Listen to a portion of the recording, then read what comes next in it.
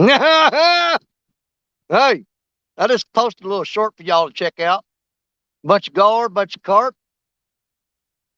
We walked a long ways to get down here tonight, but I want to start fishing a little early because I want to figure out if this is what I want to fish at tonight, or do I want to go to a different spot.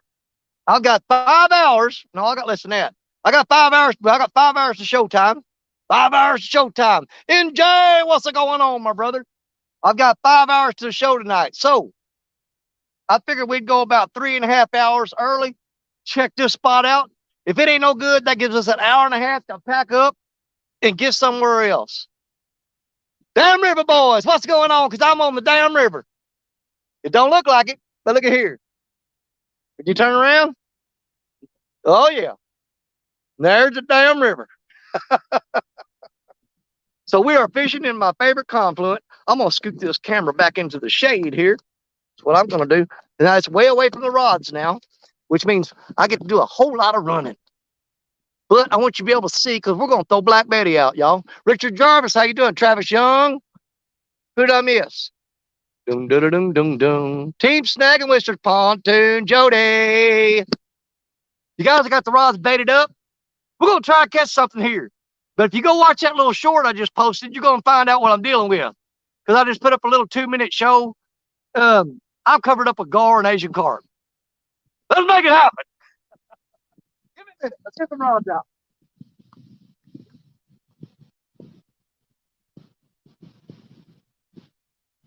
Oh, baby, that way.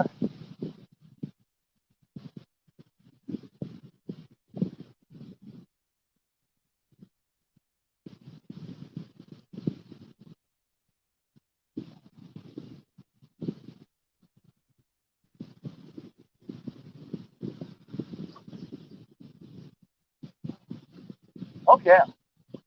Oh, yeah. Right there.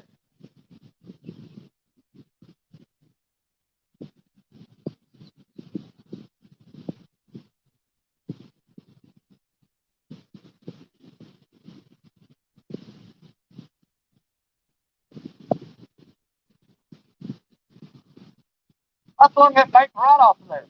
I saw it go flying. Bait went flying right off of there. I seen it. I wonder if that's what I was doing the other night. Every time I reel in my rods the other night, didn't have no bait on them. Let's throw this big old tail piece on here.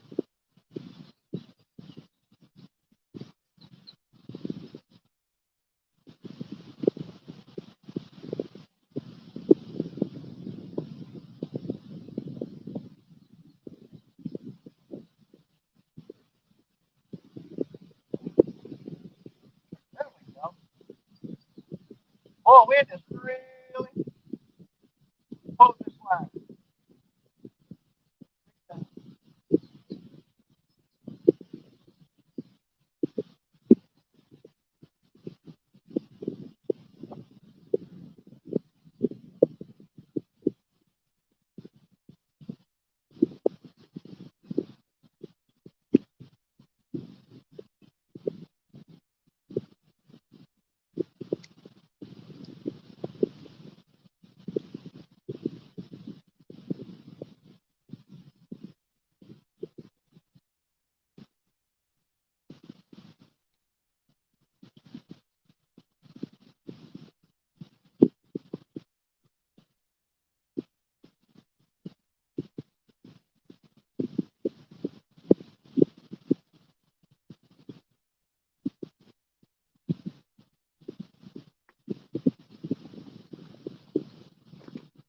All righty. We just got 4 rods out right now. Let me get up here where y'all can see me. Okay, Team Snagging. All right, folks, I can't stay. I have to go. Take care of some house cleaning. All right. All them fish. I don't want those fish though, man. Those are all gar and carp. I want no part of them. Jody's home on a Saturday. Oh my God. That's not good. Skull Rush. Trophy Seekers Outdoors, avid fisherman. I got a whole lot of slack in that first line because the wind blew it out up that way. I fixed that front down there and tighten that up a little bit, y'all. I just want to stop a minute and say, bullets and barbecue. That's not what I want to say, but I'll say it anyway. Jody's not out fishing. This boat's going to run right through my lines. Right through them. He going to get caught on Black Betty. You wait and see. If you see Black Betty go down when that boat goes by, I'm going to have to run over there and just cut the line because that braid is not good. There's like 2 girls in that boat. Let's see if Betty's going to jerk down. No, I think we're okay. We're safe. We're safe. Didn't get it. Dave Bozarth, what's up? You guys, I don't know if I'm going to fish here tonight. I am right off the main river. It's right there. As a matter of fact, this is about where I caught that piebald catfish that time. When the question mark on his head, right here's where I'm at. I had to walk all the way down the bank to get here. It's a long, long walk. So I want to make sure if I'm not going to fish here, that I'll leave about an hour and a half early to get to where I want to go or to another spot. But what was I saying?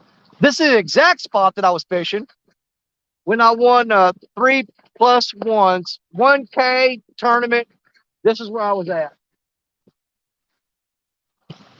So you've got the trifecta here. You've got blue cats, and you can get some really big ones because they're coming off that channel or the main river, and they're moving up in here chasing bait fish into the shallows. You've got flathead packed in here. And of course, there's always channel cat in here. Always channel cat in here. Indiana Chris. You guys, it's bugging me. I've got to go tighten up that man, I don't know if y'all can see them or not, but these Asian carp, they keep sticking their mouths out of the water. What's right there? That's Asian carp bulling in the water. I don't know if you can see those. I really wish y'all, I don't know if y'all can see those or not.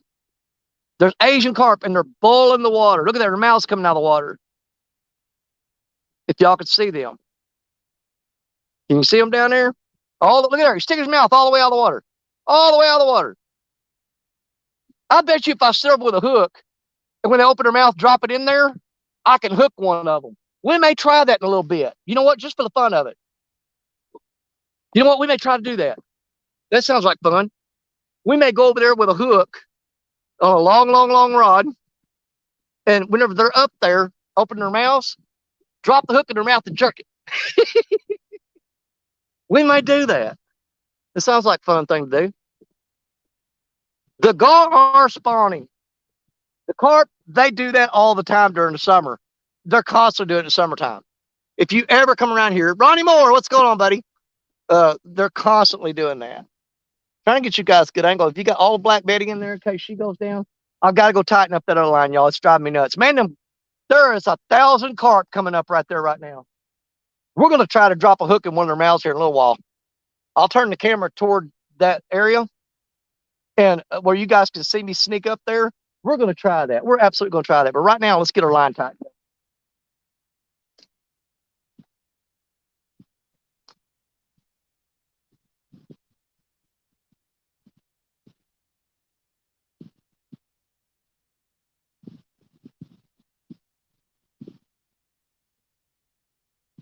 Oh, we're getting good here.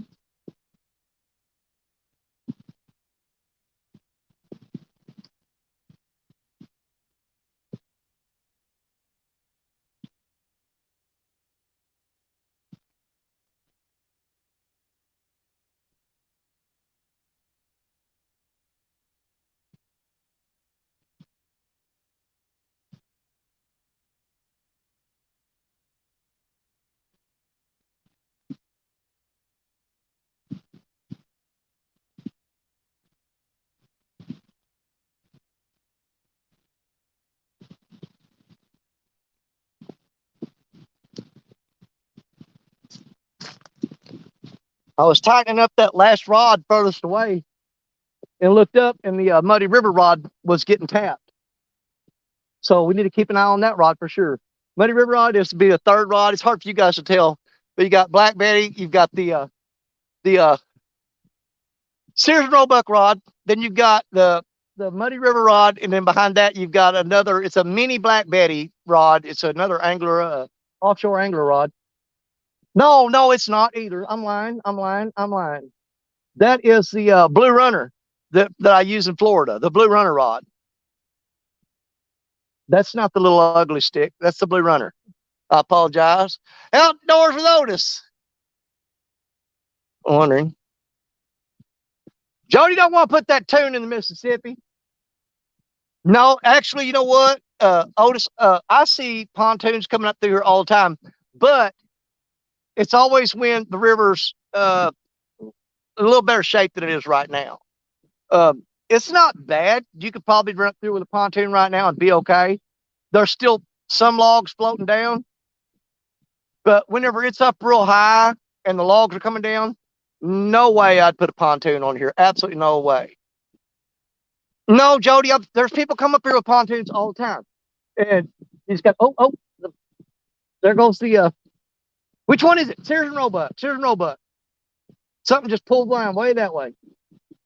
Is he still there? Now, this could be a lot of gar, you guys. I'm saying, oh, Sears and Roebuck. Let me get down there.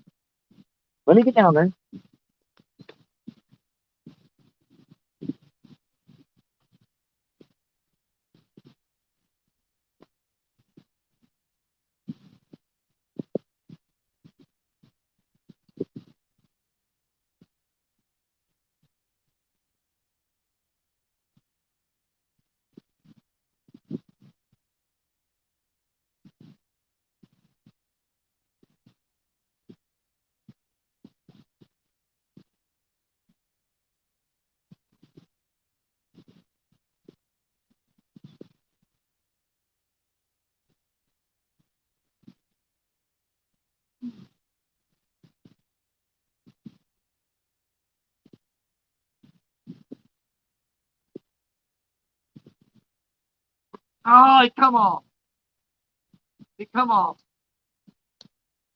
Right there at the bank. I'm betting that was a gar.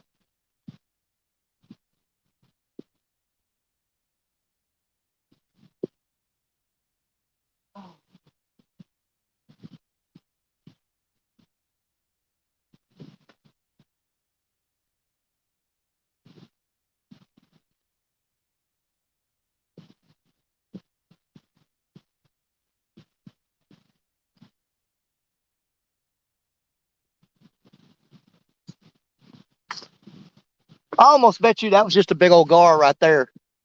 Because he was pulling down and dropping slack, pulling down, dropping slack. And, oh, there goes Betty. I just have to look up and see the line jerking. Betty's getting hit. I'm going to let it go, see if it'll hook up. It's still pulling. You guys, I'm almost betting you I am in a gar palooza. That I'm just getting a smackdown put on me by gar.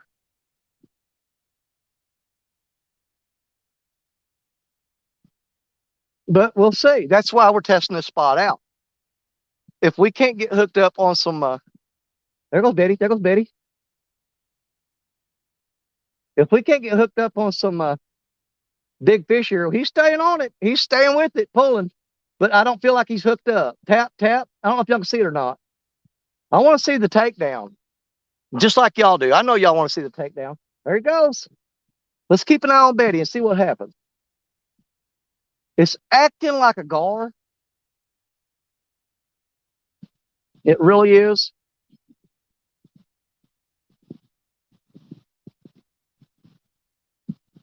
But even with all these gar in here at night, I mean, it just drives you batty.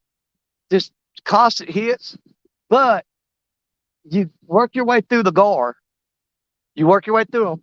And you'll pull a big catfish out every now and then. Now, the way that was hitting real hard, if it don't do nothing else here in a little bit, we're going to have to pull that rod and check the bait. Because he was pulling down pretty good. And we'll give it a little bit more time and see what he does. Anthony Duckworth, how you doing, Catfish Fever Outdoors? Leon, what's up, buddy? Okay, now the Muddy River rod's getting hit. But we just got to be patient. They're going to do a lot of that dibble dobble, dibble dobble, dibbling. We won't see them take it down. Then we know it's a catfish. Then we know it's a catfish. Although, that being said, I've caught a lot of channel cats here that will that'll bite, get hooked up, and run in toward the bank. And you'll see slack just dropped all the way to the bank and droop line. And go reel up, and you'll have a dadgum channel cat on there. We haven't had any more hits on Betty, so I'm almost betting you that they cleaned that bait off. I just bet you he cleaned that bait off. But we'll give it a couple more minutes and see. Them gar are really good at stealing. Brandon Bronner, what's up, buddy? Those gar, Steve Locke.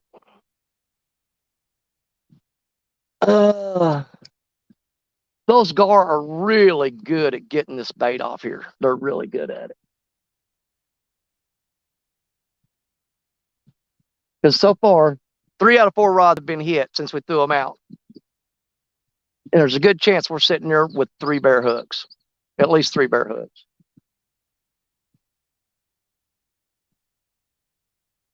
But I always like to give it a couple of minutes, see if they just messed with it, mouthed it, and see if they'll come back and pick it up. But odds are we're fishing on credit right now. Brian B., the man, my brother, Mr. 72. And you can count that as the weight of the catfish that he caught or how many catfish he catches when he goes out. Either way. You can say Mr. 72 because it's 72 pounder, or he catches 72 fish every time he goes out on the freaking water. I don't know. It makes me sick. Gets on my nerves sometimes. Nobody should catch that many fish. It's just not right.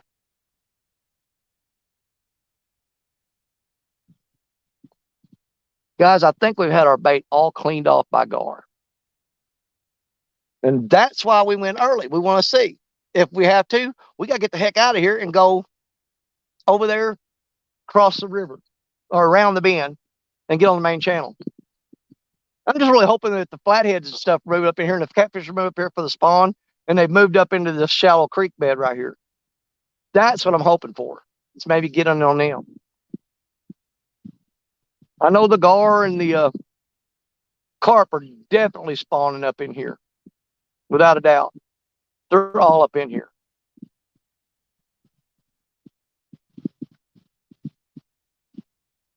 Oh, there goes the Muddy River rod. See, he's dropping slack all the way to the bank. All the way to the bank. All right, we're going to go down there.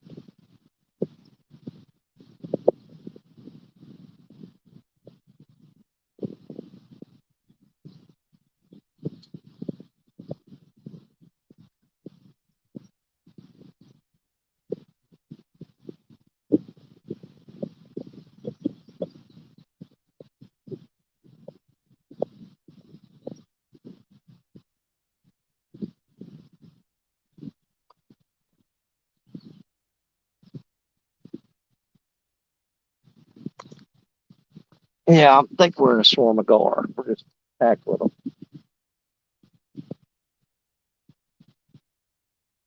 And all the Muddy River rod's still hitting, so we're assuming there's still bait on there.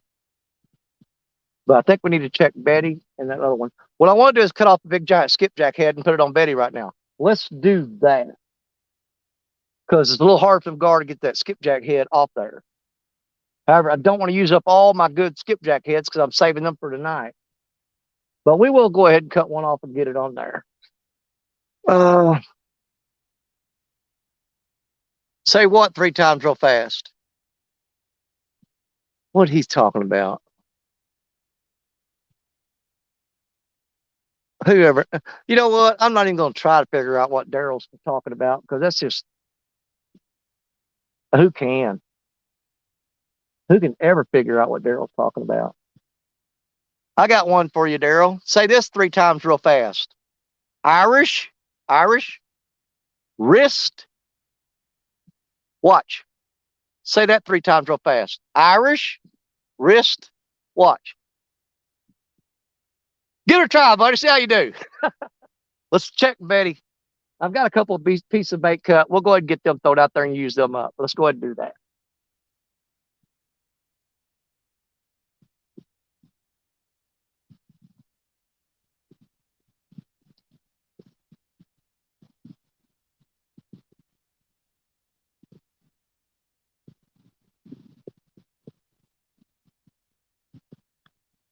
Oh, she still got bait on there.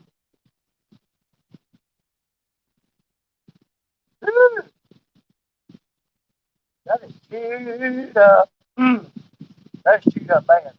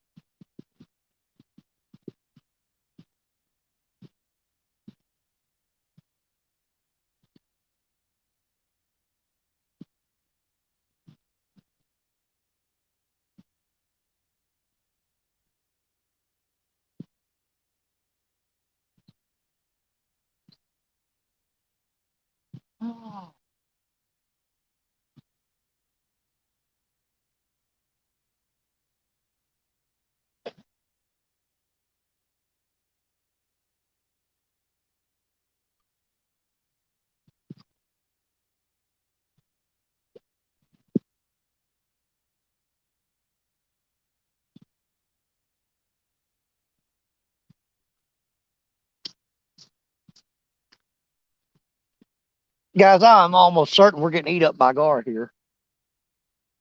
So most likely we're not going to stay at this spot. Although we're done here now, so we'll hang around for a couple hours anyway. What time is it? I got 2:37 my time. That gives me 4.5 hours before I have to be set up somewhere else. So we'll do. We just want to make sure we got an hour and a half time to get moved and get set up somewhere else. So, theoretically, we got 3 hours to kill if we want to. We may not, but hey, quiet man Curtis, what's going on, buddy? We may not spend that whole 3 hours here. Skipjack are jumping out of the water down there. I don't know if y'all saw that or not. That is very unusual for this spot right here. Normally you don't see that. Very unusual. I got a nice little breeze blowing here right now, though.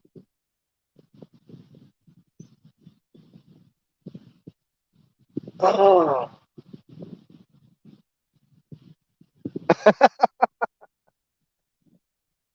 oh, Jody's going on with her hot school teacher glasses again.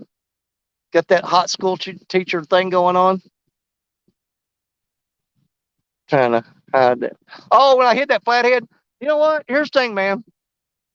I've always been pretty generous with my fishing spots, but I'm gonna have to cut that out because Catfish Biking, hey buddy, because I've been so generous with my fishing spots that everybody splat took them over, and they take them over all the freaking time. I mean, it's gotten to the point where I mean, there's plenty of places to fish on this river. You can throw a rock and hit a spot. That's not the point. The spots I'm talking about are ones that I've fished at for years and years and years that I know produce good fish. They're deep holes with that come up into shallow riprap and stuff. And those are my favorite spots to fish. And I've showed them to a lot of people, and they've showed them to even more people. And now every time I go to those hot spots where I usually fish, there's always freaking somebody there. So uh, me giving up the primo spots, those days are gone. They're done.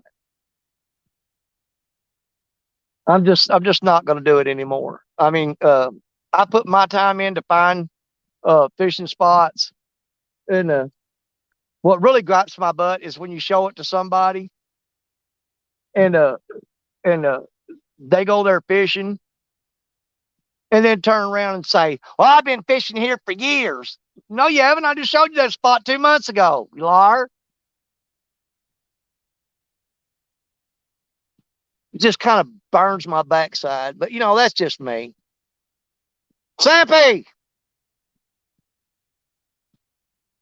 Daryl will tell you about it, man. I mean, there's just certain spots that you just don't. I mean, if somebody takes you there out of respect, you don't bring a whole bunch of freaking people there. You just don't do that. It's kind of disrespectful when they show you a secret spot and saying, dude, you know what? This is a spot that I go to where I can guarantee you catch fish, and I'm going to show it to you. Then you go back over there, there's 20 people there, and you go, hey, how'd y'all find this spot? Oh, so and so told us about it. Well, what the crap, man? I'd be like, shut your pie hole. You know? That's why I'm going to have to get like everybody else. Just stop telling people exactly where I'm fishing at. I hate that though, because I like sharing. I like to share information and share locations, stuff like that. I don't do a whole lot of talking about tackle and gear and stuff like that normally. I don't.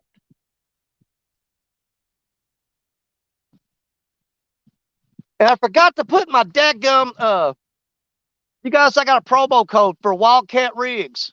It'll be at the top of the link of the show tonight. And I should have put that up here, and I forgot to put it up here, doggone it. But when I go to do the show tonight, when we do the Mississippi River Rats, and you guys check out our new little thumbnail we put up there, it's really cool. But yeah, you'll have my promo code at the top of the chat there for Wildcat Rigs. And he's reworked these rigs. I'm still waiting to get mine in. And they're specifically set up for catfish.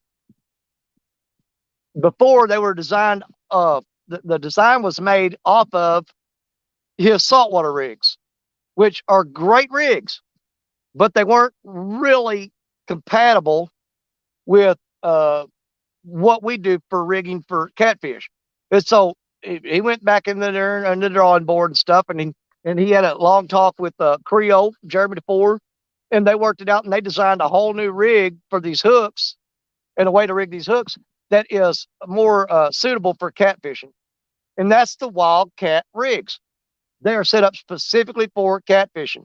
Now, am I going to try some of them down on the coast when I go catfishing, or not catfishing, when I go fishing down there in saltwater in Florida? Absolutely, I am. I'm going to take my saltwater rigs that he gave me, and I'm going to take some of the catfishing rigs, and we're going to throw them out on 2 different rods, and we're going to compare side by side how the catfish rigs do in saltwater too.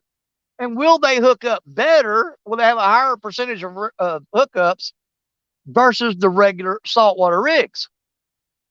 I don't know, but it's just something I wanted to check out and see.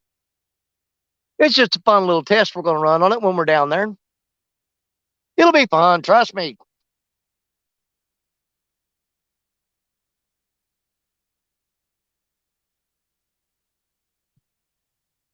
You notice when I started talking to y'all, all the fish quit biting?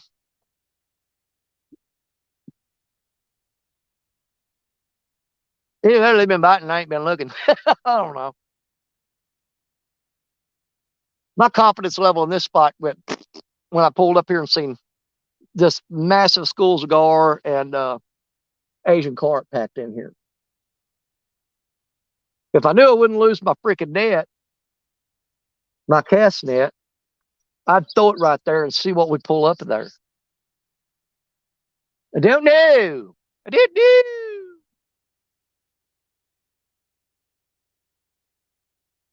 But it seems like everything's slacked off. Now, that being said, also, we are at the crappy time of day for fishing.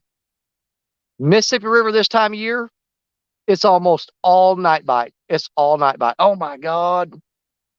There are huge fish swelling up over there. That's those freaking carp. I guarantee it is. Here in a little bit, if it gets too boring, if those carp keep coming up, I'm gonna go back up the truck and grab another rod with just a J hook on it, and I'm gonna hide in them bushes, and I'm gonna turn the camera over. You guys can see me. Buck Williams, how you doing, buddy? Put the promo code on your about page also. I I don't know if I got it on my. It is on my about page. It's on my about page, and if you go to my channel, if you go to the top right on my home screen, there's a little red E up there. There's a little red E on there. If you click that little red E, okay, and it may be on this, I don't know. There's a little red E up there. You click that, it'll take you straight to the website. That's the Etsy link. Etsy. But they're not doing it right now. But if those carp come back up in here and start opening their mouths and sticking their mouths out of water, I'm going to sneak up there and grab a rod with a J hook, and I'm going to try to. I'll turn the camera, and you guys will be able to see the whole thing while it's happening. And I'm going to try to hide in the bushes and hold a rod out there. And when they open their mouth, I'm going to drop a hook in it and jerk it. Don't that sound like fun? We're going to try that if they come back up in here. Right now, it's just all gar. I can see them. So I keep pointing behind the camera, and you guys can't see me pointing. I'm pointing right now, and you can't see it, can you? Nope.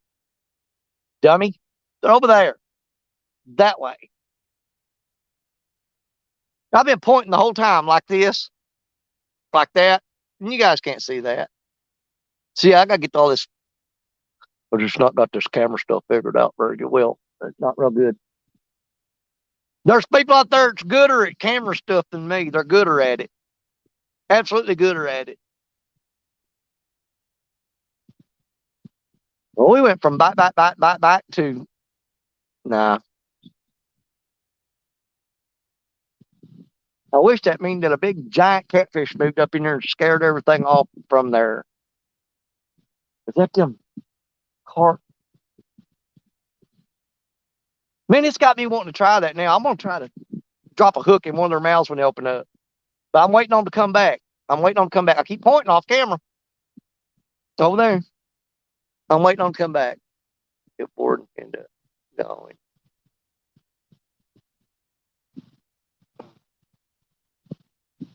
Dude, hey, I'm supposed to fish 2 stands, catfish and carp challenge tomorrow.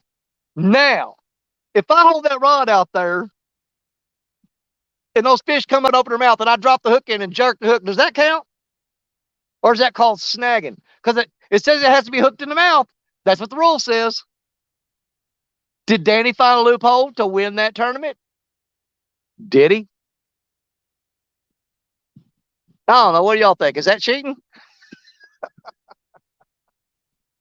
If the fish is sticking his mouth out of the water and you drop a hook in there and set the hook and you hook the fish in the mouth, does that fish count in a carp challenge?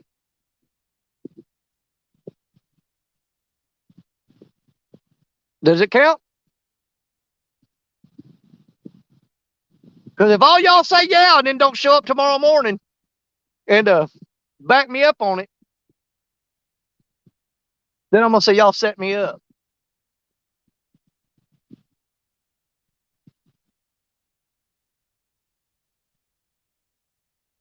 Yeah, I don't know if we're going to fish this spot tonight or not. I just don't know, y'all. I just don't know. Although, like I said, the night bite is better. And we might be better off just to sit tight and go with it.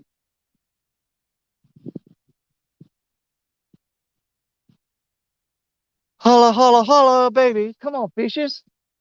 Fishy.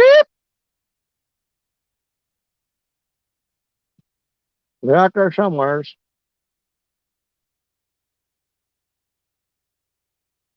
Yeah, it might have been all them bites a while ago because I had all the gar scared away from the bank, walking up down the bank, and I scared them out there to where my baits are. Now that I've sat down and stopped moving so much, they've moved back in here.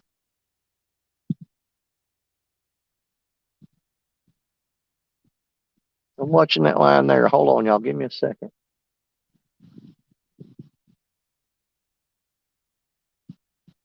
Because I'm really not where I want to be honest with you. I want to be around that corner. But there's a lot of freaking logs piled up there, and I don't want to just sit here being snagged up all night.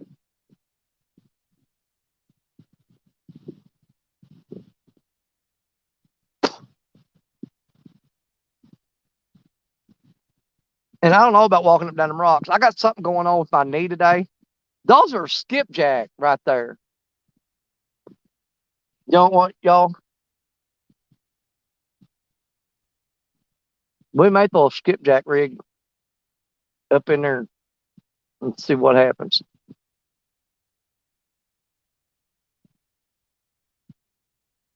I don't know. I figure more likely the gar will get it. Oh, there's those carp. Y'all, hang on. Y'all want to sneak over and look at them? Oh, I thought I seen something jerk out the corner of my eye. I looked up and seen something move. Wait for it.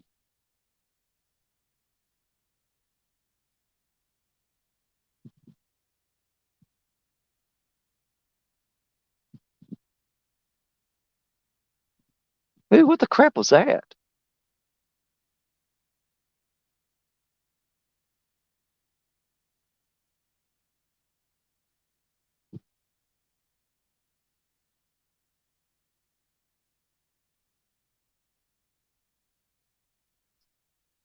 See, I'm more the type that stares at the catching them fish, half century. I'm more the type that sit here and just stare at the rods, which makes it really difficult to watch Chad. Because I don't have a really big screen on my phone where I can see the rod go down behind me. And Chuck and him got that cotton picking settle down there, son. Chuck and him got that iPad that they hold, and they can see the rods jerking behind them. They're sitting there looking at the iPad. They go, oh, oh, oh, touch my finger. We goes, he goes, wait a minute. He goes, touch my finger, touch my finger. See, my screen's too small to do that. I can't even get coordinated enough to get where I need to be. Real time catfishing. How you doing, sir? We're trying to get past all these gar.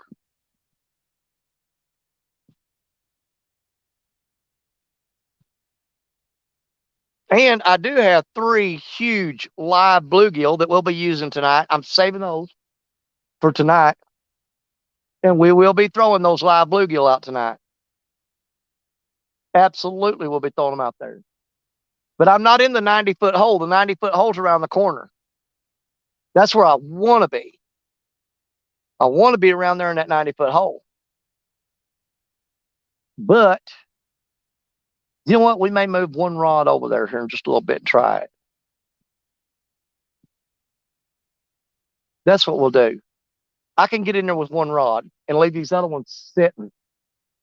I can still see them from over there. And if I had to, I'll just grab y'all up and run with you. I'll grab you and cradle you like little babies and run with you. I'll cradle you in my arms and run back this way. Now, what rod do we want to throw into the 90-foot hole? I threw my rod to a 90-foot hole, and this is what I caught.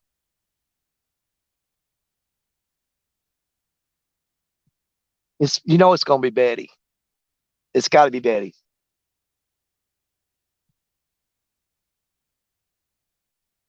But if you don't pick up here in a little bit, what we'll do is we'll cut off a big skipjack head. We're gonna move that way about 30, 35, 40 feet, and throw Betty out into the deep, deep hole. Because right now we're fishing in about maybe 4 feet of water. Maybe. There's some daggum carp back again off you. You know what? I'm gonna try to let y'all see them. I done made a little bitty video of it. Y'all gotta be quiet. Because they're real jumpy. They're scary. Gotta sneak down here. Oh my God, there's a bunch of them. Shh. We're sneaking. You gotta go slow, you'll spook. Hang on. Oh my God, there's a bunch of them. Let's see how close we can get. We're trying to sneak up on them. Shh. Y'all be quiet. Look at all those carp. Shh, we're sneaking. Oh my God. There's a bunch of them. Can y'all see them? Look at that. Hang on, I'm gonna try to get closer. Hang on, we're getting closer. Closer. Be quiet, y'all. Be quiet.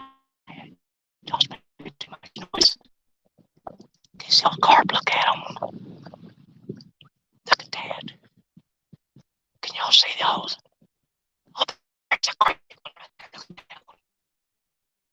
Big old giant carp. I'll take my pistol. That's the big walking to that. Oh, coming up. Hang on. Ooh, ooh. Gar scared.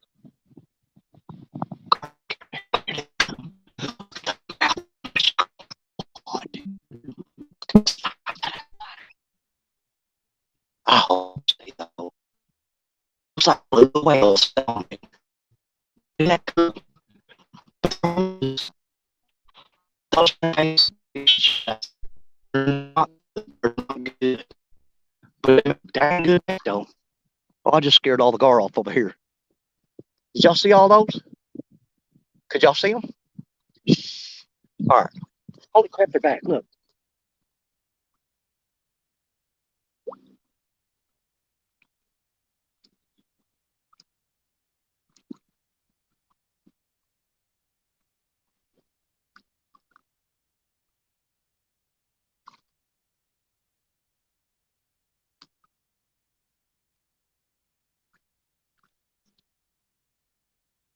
There's a huge one.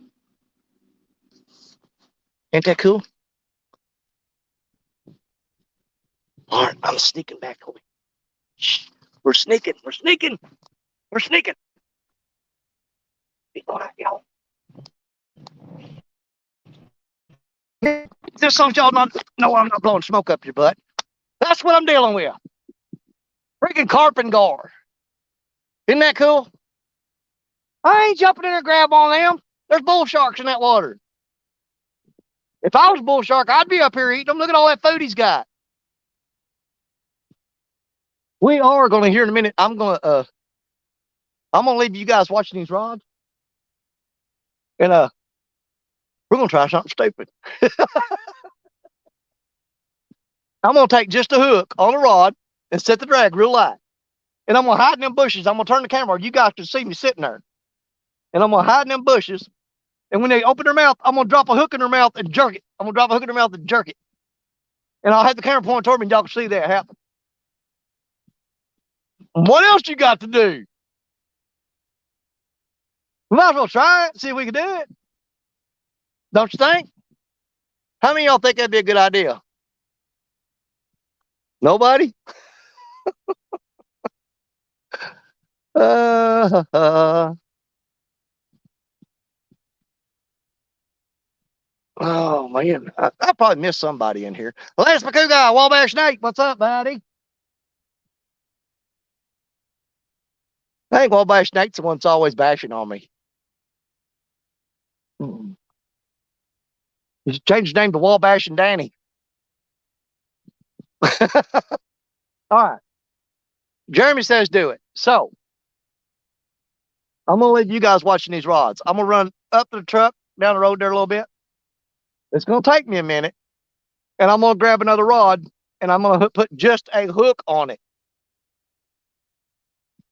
uh, and try to drop it in the fish's mouth and hook them.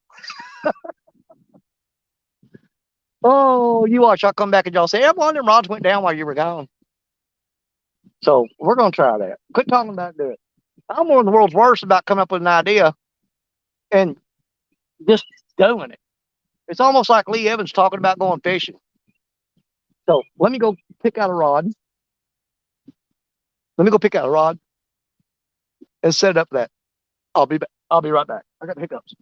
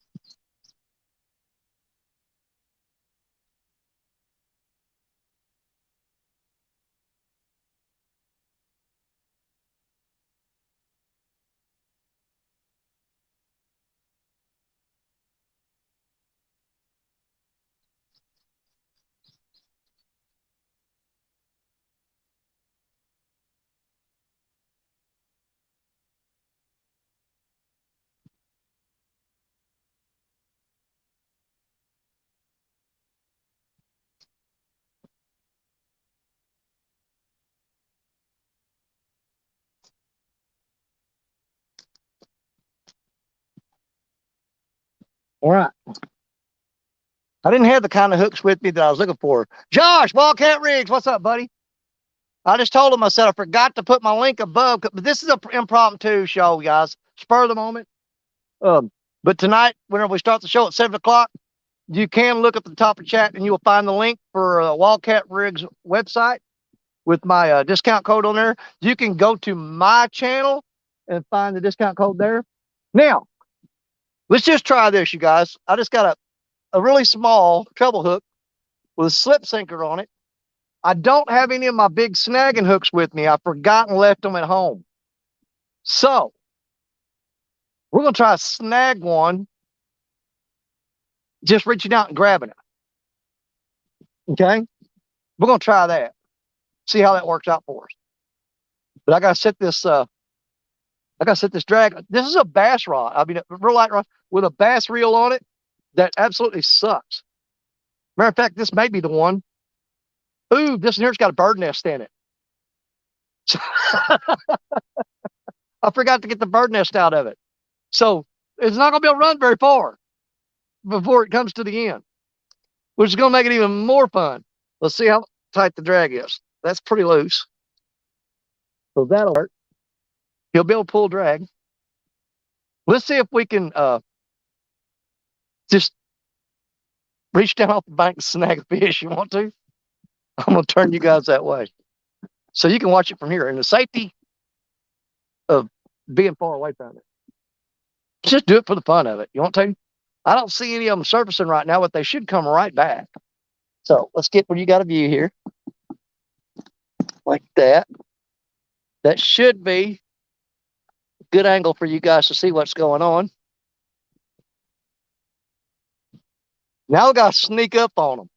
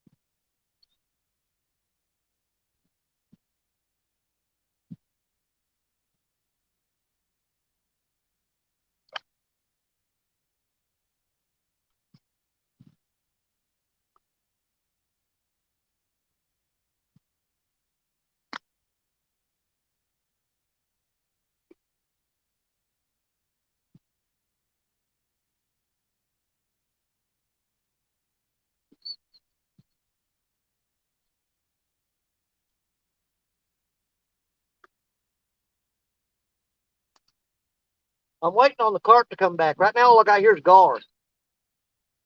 And gar are hard to snag. The carp have disappeared. We're waiting on them patiently, though. Maybe they'll come back. Waiting on the carp to come back. I'm just playing with these gar while I'm waiting. We'll play with these gar a little bit. Oh, jerked him out of the water.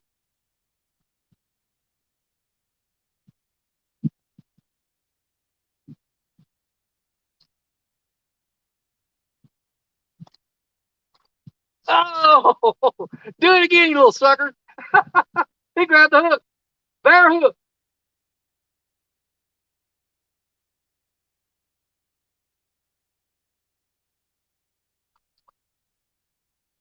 He's gar grabbing his bear hook.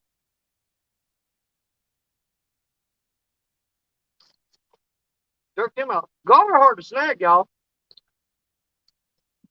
And gar are hard to freaking snag.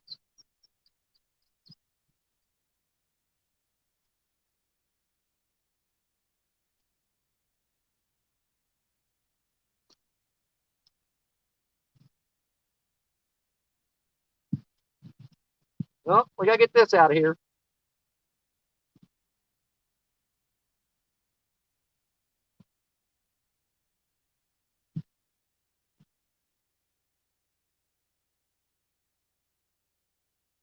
The freaking pallet. That's gonna be in our way. All right, we gotta get rid of that. We gotta take a minute and get rid of this pallet. I don't want that floating out there into my lines.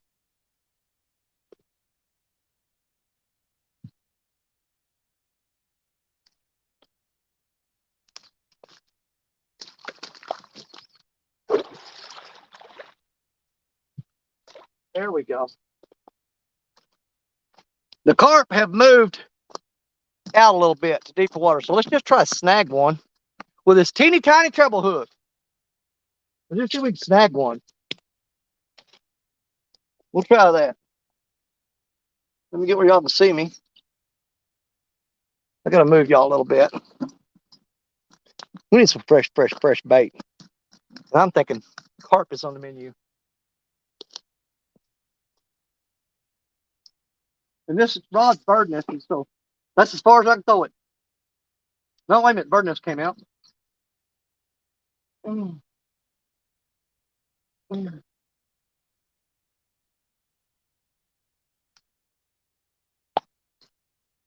Let's see if we can snag a carp. Oh, there's one. Got him. Mm. Got one. Oh. Mm. Oh, crap. Mm. First try. Come here, son. Mm. This is on a bass reel. And you got to keep pressure on him. Mm. He's going to get all up in Betty. Holy crap, that's a big carp. Mm. He's in Betty. He's got into Betty. Oh. Come on. Mm. Come on. Mm. This is how you get fresh bait for the night. Mm. Mm. Oh, he's way out there. And he's all wrapped up in Betty. That's not good. There he is out there. Come back here. Man, I'm gonna have to cut the line off of Betty to get that all straightened up. But we got fresh bait. Come on. Oh, he's taking drag. Yeah, he is all wrapped up in Betty. Big time. This is gonna be a freaking mess.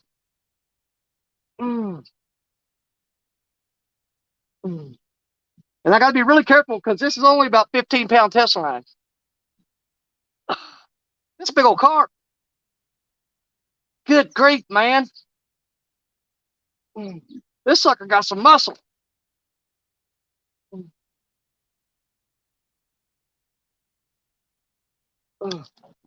Easy. We will be using him for bait tonight. If I can get him in. I don't know. He's a pretty big carp, and this is 15-pound test line with a really cheap Walmart tiger rod with a, I don't know, it's a cheap reel.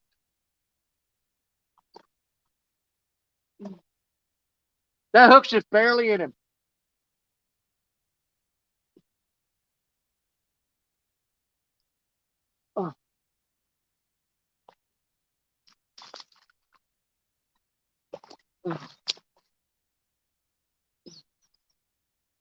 I need to grab my net.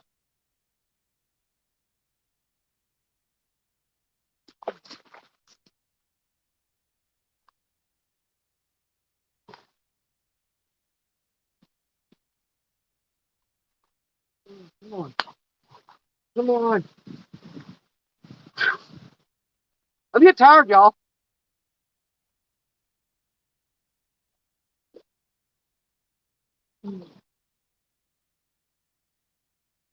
I'm fighting him with all I got. What is that? That's a silver carp. It's a silver. Oh, that hook's barely in him, y'all. It's barely in him. It's barely in him. That hook is barely in him.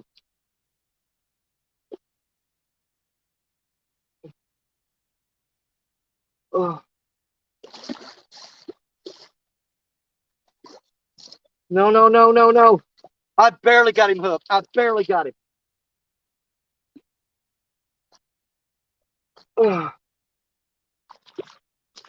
Come here, you big head sucker. No, that's a big head carp. Ah! We got bait. The hook fell out of him when I picked him up. The hook fell out of him when I picked him up. How y'all like that? Man, there's no limit on these. You catch all you want. You can't throw them back. It's illegal.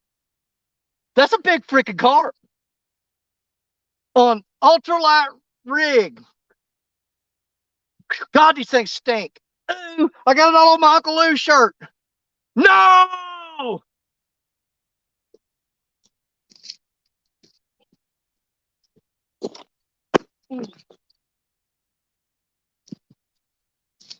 Man, I got carp flying. Oh, come on.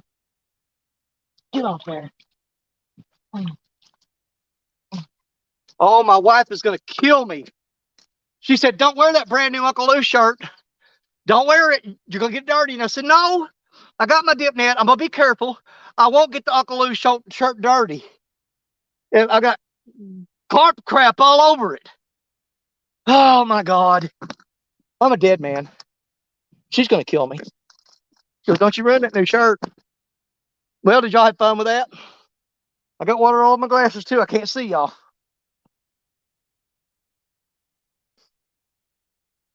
That hook fell out of that fish when I picked him up. All right.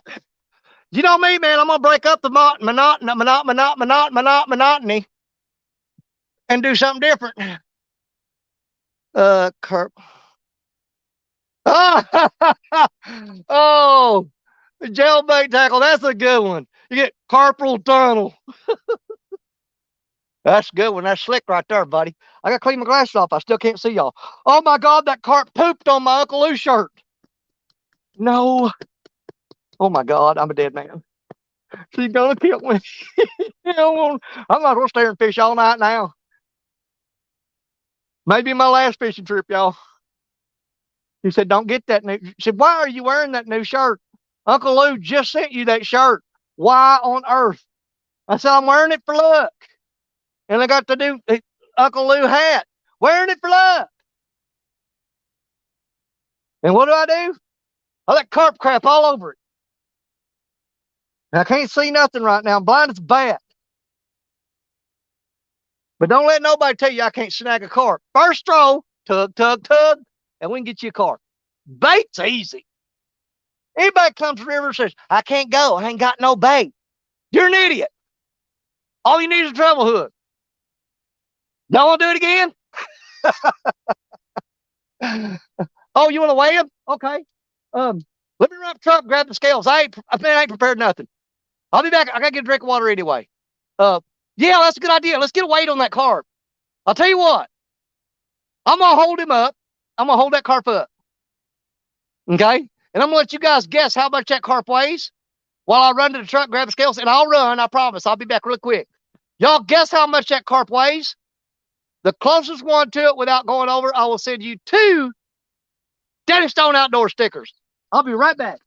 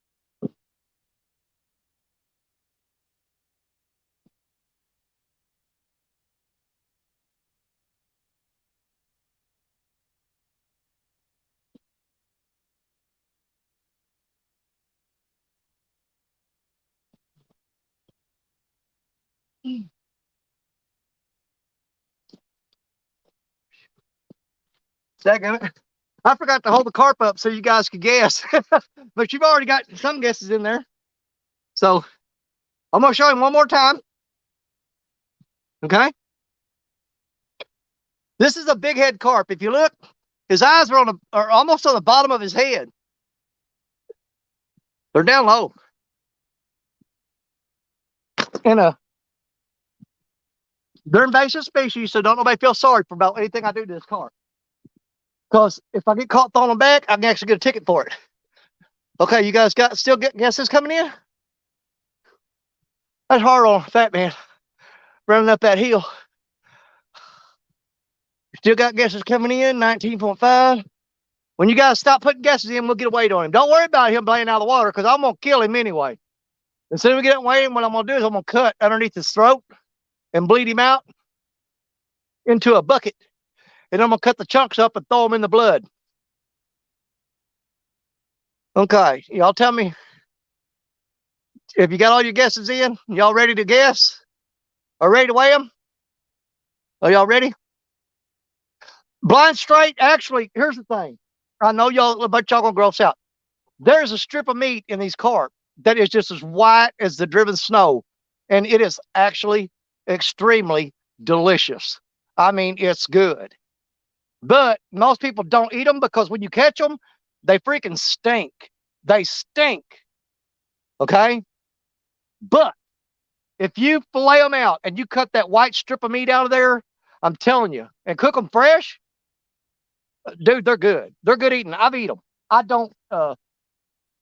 It's just I don't like messing with them. They're stinky and slimy and all that, and I just soon use them for bait. But they are good eating. We still got guesses coming in. When you guys all decide you got your guesses in, I'll weigh them. Whoever's closest, and y'all have to figure it out who it is, because you know I'm not flipping through all that. And they'll get 2 Danny Stone stickers. Last weight I seen in there was 16.9 by Martin. And I'm going to go 10 more seconds, and we're going to shut it down, and we're going to weigh the fish. 10, 9, 8, 7, 6, 5, 4, 3, 2, 1. Stop. All right, let's get a weight on him. He ain't the biggest carp I ever caught, but he's pretty decent. I punched a hole in his bottom jaw a while ago, so we can just hook directly into that. Easy. And I hook it right into that bone right there. There we go. All right, let's get a weight on him. Locking in. Go. Come on. It locked in at 19.79. 19.79. 19.79. Who won that? Who do I owe stickers to? I'm going to throw him over there. And I'm fixing to cut him up here shortly. Who was the closest to 19.79 without going over? Who was it? If I have to, I'll go back to them later. I'd rather not.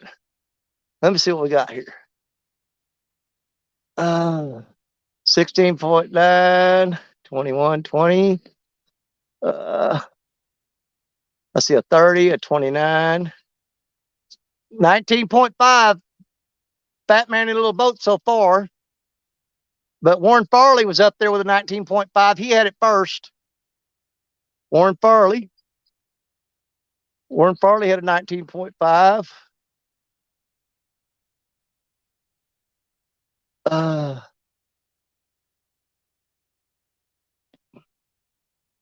So here's the deal.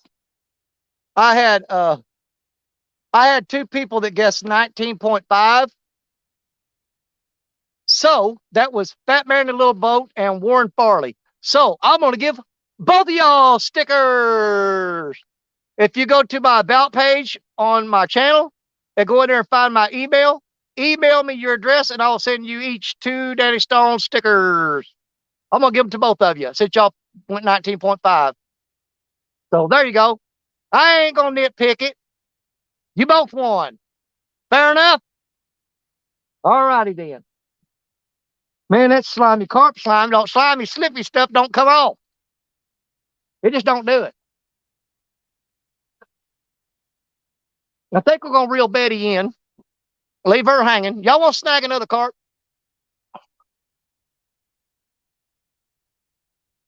But y'all make sure you contact me by email, or you could go to Facebook. Find me on Facebook and send me your address in Messenger. You can find me in Messenger on the Facebook too. But Fat Man in a Little Boat and was it Warren Farley? I owe both of y'all each 2 Daddy Stone stickers. You give me your address and I'll get those shipped out to you ASAP through UPSS mail or something like that. I'll give them to you, trust me. There's only one person that ain't got a sticker from me that, oh, there was a big old carp just came up right there. That, what is his name? Catfish Heroes. If you guys ever find Catfish Heroes, he wants a sticker off me. And I ain't never got him. He ain't never sent me an address. I need an address for Catfish Heroes so I can get the stickers to him that he wants. Right now, he's the only person that I ain't got them to. But I can't, y'all. If you don't get me your address, I can't get them to you. I'm not psychic.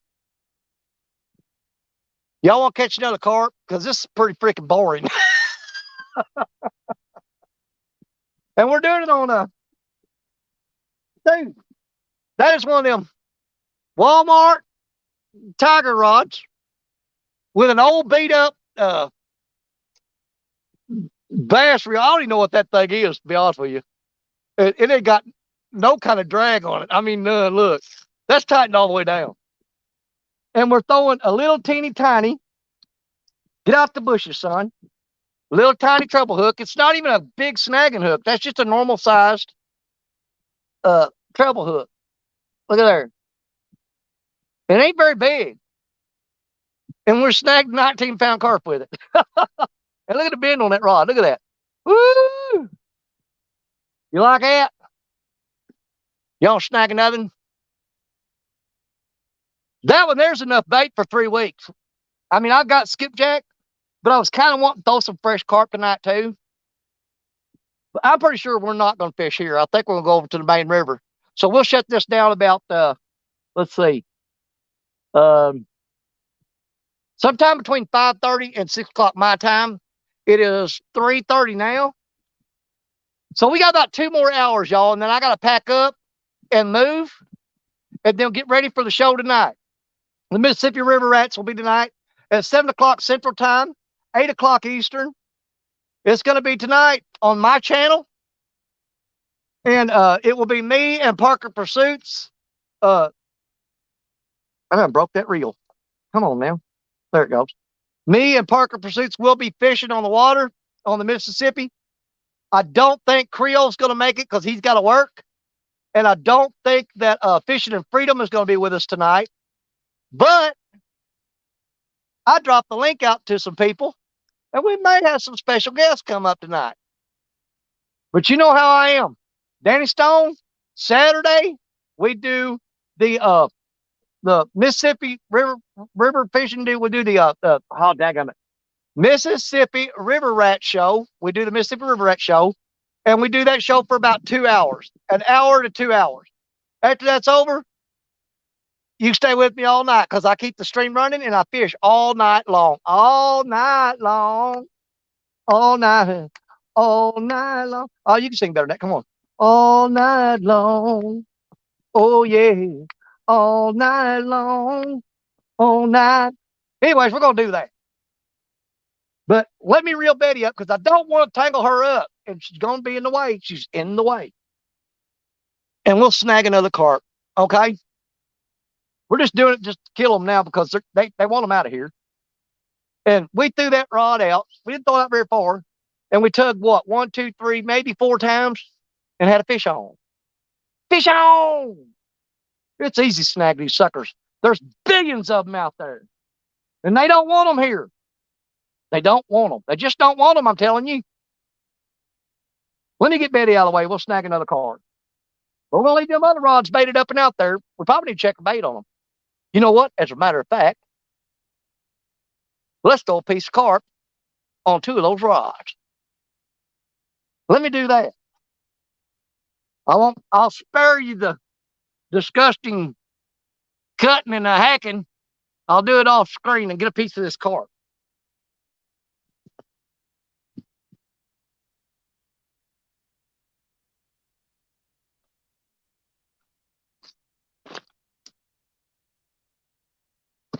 Come here, you big sucker. Oh, God. That thing's heavy.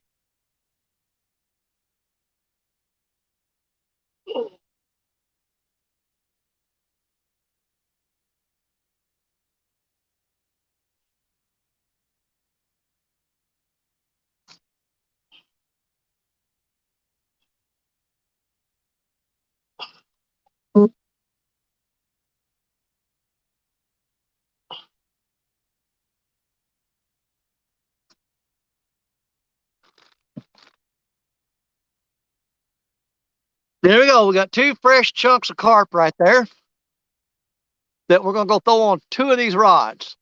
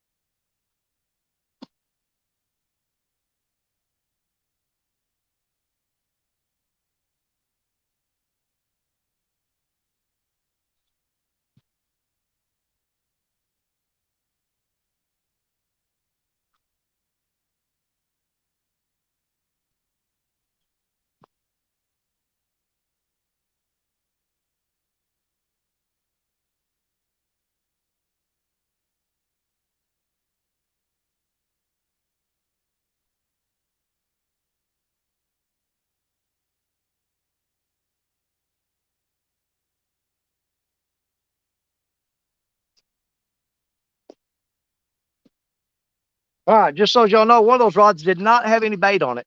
No bait. No bait at all. Let me get where I think y'all can see here. Savage sent me Sean's address and messenger. Thank you. Thank you. I appreciate it. I'll get those stickers right out to him. Appreciate it. Now, which one's Sean? Is that Fat Man in a Little Boat, or is that who's the other guy? Warren. Something.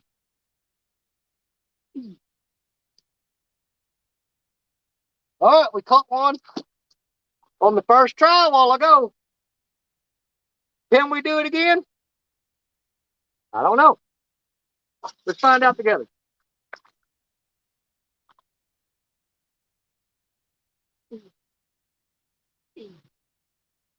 Nope, apparently not. I didn't get that thrown out very far either. We got it all the way that time. Let's get the bird nest out. Let it sink down.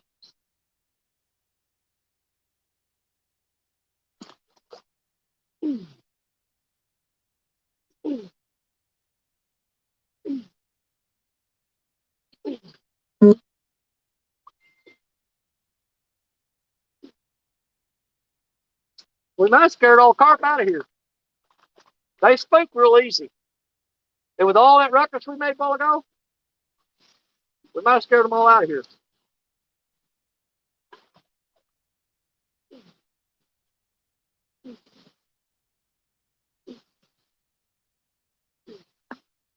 Yeah, we ain't getting none now. Looks like we might go back to regular fishing.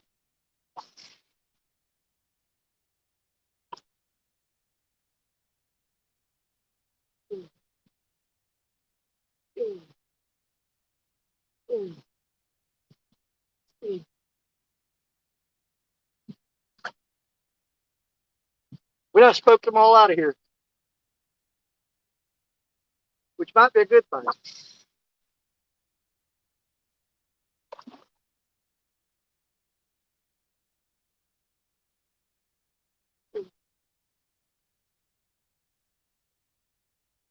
Done scared them all off, y'all.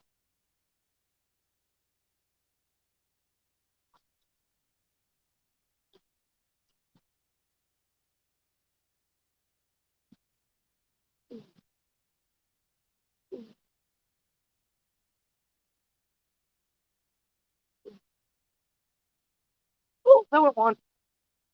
We hit him, didn't get him. It's hard to hook them with this little hook. We did hook into one that time.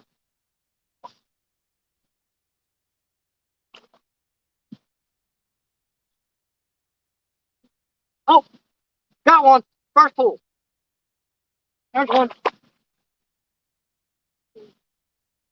This deer I don't think is quite as big. He's littler. He's hooked in the tail. He's hooked in the tail.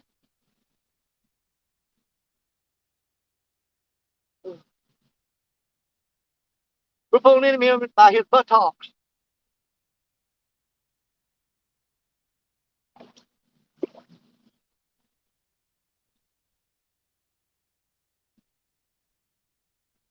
Oh.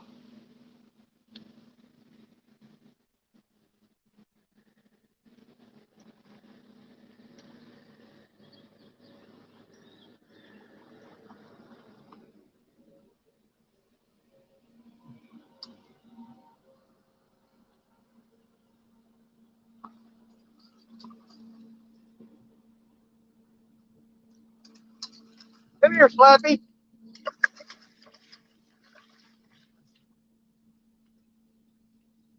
I mean, we hooked him right in the tail.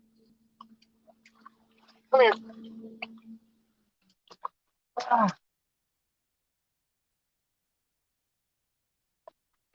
Come here.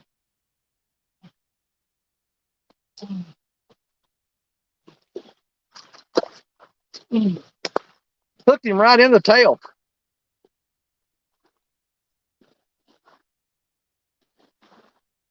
Hooked him right out of him. He's about half the size of that other one, I'd say. Right there. You want to guess weight on that one for a sticker? All right, start guessing.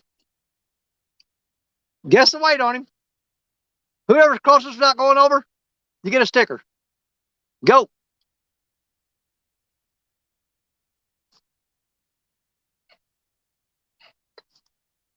I don't know if y'all can hear him or not. Hey, quit making racket. Get a guess, get a guess, get a guess. Whoever's close to not going over, get a sticker. Lay down there and be good. Get off my tripod, you son of a gun. Oh, he hit me in the face. Oh, God, that sucked. Come here. Now I'm throwing you way up on the bank. Just for that. Take a hike. Oh, crap. I threw that fish all the way up there and I still got to weigh him. Oh, Lordy be. What am I thinking? Is anything biting that carp on her yet? Okay. We still got guesses coming in. 6.5. That was Warren Farley that won a while ago. Okay. And he's going 6.5 this time. I'm going to give it about 20 more seconds. And we'll weigh him. So that'll be, hold on, 20 seconds from right now.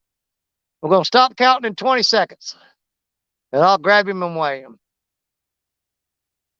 13, 12, 11, 10, 9, 8, 7, 6, 5, 4, 3, 2, 1. All right, let me grab him and let's weigh him real quick. See who won.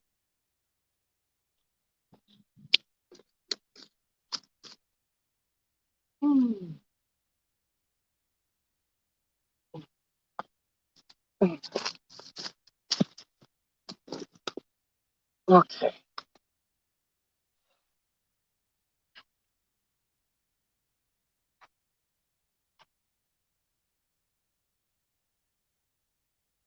Get in there. Okay.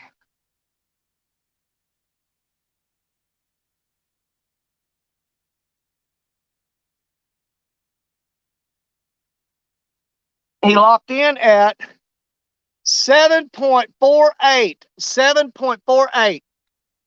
Who's the closest to 7.48 without going over? You just won a Danny Stone sticker. Who was it? Let me see. I've got a 6.5, Warren Farley. He's over there. 11, that's over. 7.9, 7.7 on Jay Fox. 5.67. 10, 12. Dadgum, it looks like. Did Warren Farley win again? Farley won again? Get him out of the way. All right. Warren Farley, Jay Fox on there. I think, what did I say it was? 7.48? Was that what he weighed? I can't remember what he weighed now.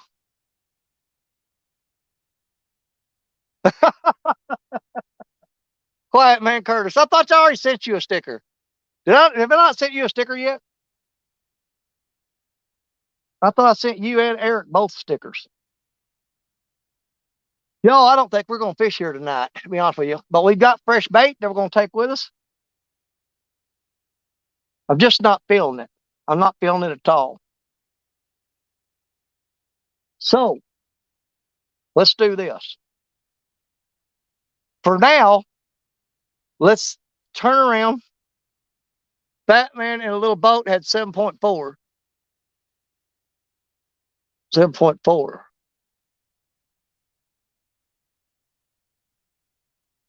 Okay, wait, 7.48. Did Batman in a little boat have 7.4? 7.4? I didn't see it on here. I'm gonna have to grab y'all out of that holder. I can't stretch across there. It's bad on my old ass. I'm looking. I'm going back through it.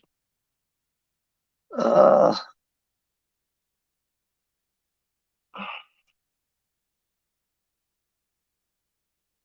7.48. Uh,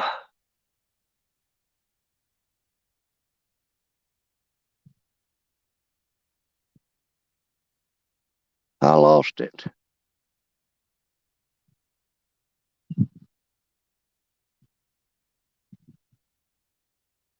I'm not even seeing y'all in there now. I think I passed it way up. Big Skip! What's going on, buddy? I ain't seen you in a while.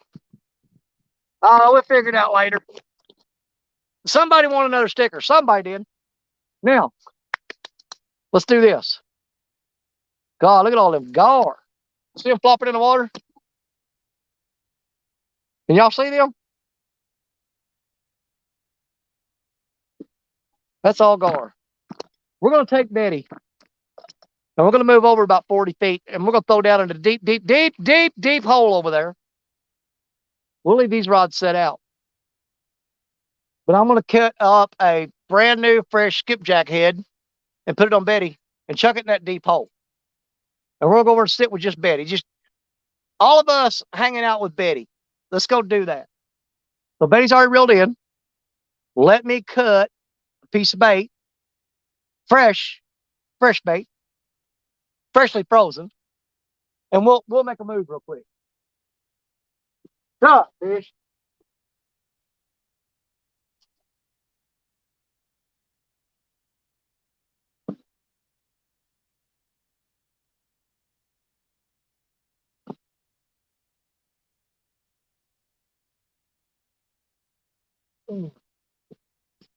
Got our skipjack, still frozen solid. And we're going to take that head right there and put it on Betty and move it into a deep hole.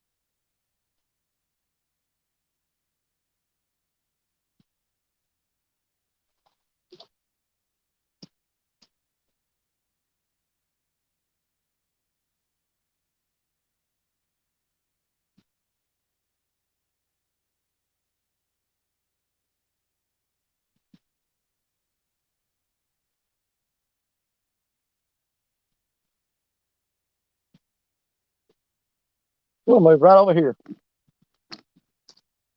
We're going to the main river, y'all. We'll get out of this creek channel. Oh, that rod is so long. I'm caught up in those trees. Let me back up. Come on, Betty. Get out of the trees. Yeah, watch where you're going when you got a 16-foot rod. You're running up into stuff.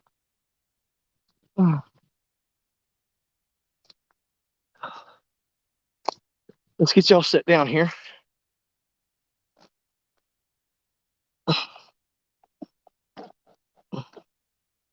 Now we're actually on the main river now.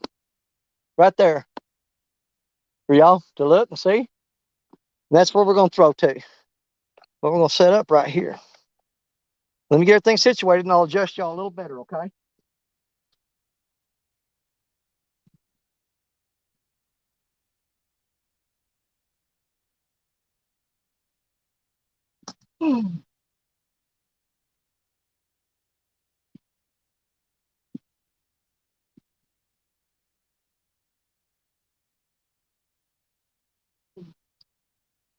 We're going for the main river channel.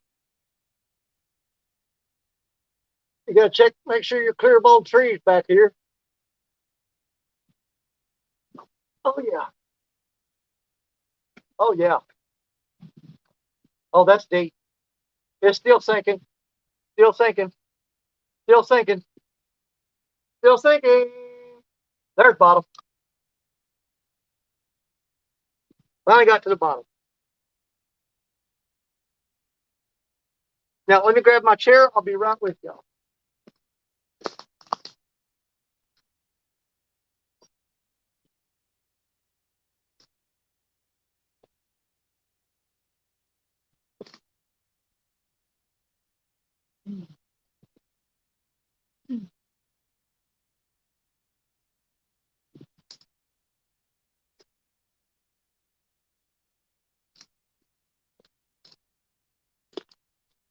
Now I'll try to get the camera adjusted a little better for y'all. A little shadier here too. I like that. We can clip our fish grips onto the tripod and hang our scales on it. Now, let's see, get it all adjusted here. Have we got Betty in view? I can't see very well. I don't know how well y'all's gonna be able to see her. I'm gonna have to look straight up at her. She's doggone tall. And I can still see those other rods over there. So if those go down, I'm just gonna snatch y'all up and take off running. Okay? Sound good? I hope so. Let's see. Man, I'm a stiff neck looking straight up at that rod. That's not gonna work for me. I think we're gonna change the angle to where that's not sticking up so high. Give me a second here.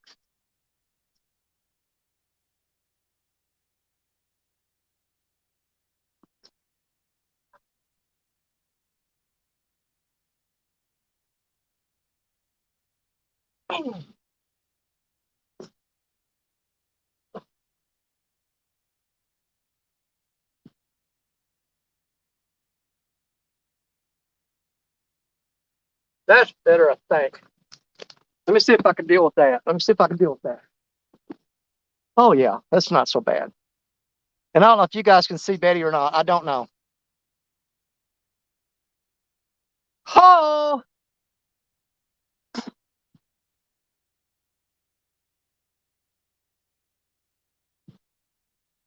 most likely them people running hoop net, not hoop nets, but gill nets or trot lines. Most likely. I do like how they stayed against the bank because they saw me fishing here, and so they stayed against the far bank so they wouldn't go through my rods. They got a lot of respect for me from that. Thumbs up on you. Whoever those boaters are, they slowed down, passing my rods, and they stayed as far away from them as they possibly could. Now that's how you're supposed to treat bank fishermen when you're in a boat. And we appreciate it when you do that. We absolutely appreciate that when you do that. That's just common courtesy right there.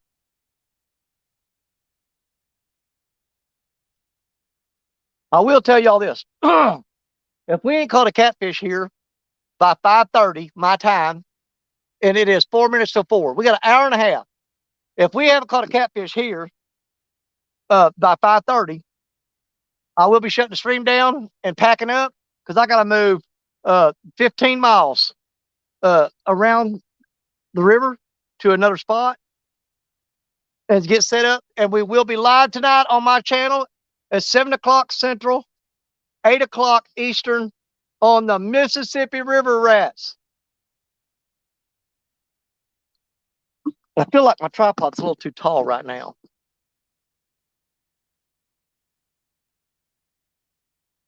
And just so y'all know where I'm at right now, this is the exact spot where I caught the piebald blue cat that had the question mark on his head. Right here's where I was sitting. The water's quite a bit higher than it was back then because I was 40 feet down the bank when I caught that fish. And there was snow and ice on the ground when I caught that fish. And this is also the spot where I caught the biggest flathead I've ever caught. And to see that flathead, you'd have to go back to the very first video that I have on my channel. The very first video I ever put on YouTube was fishing in this spot, and I caught a pretty decent flathead right here. There's skipjack jumping in front of me. I think I need to lower this camera so that I can see you guys a little better.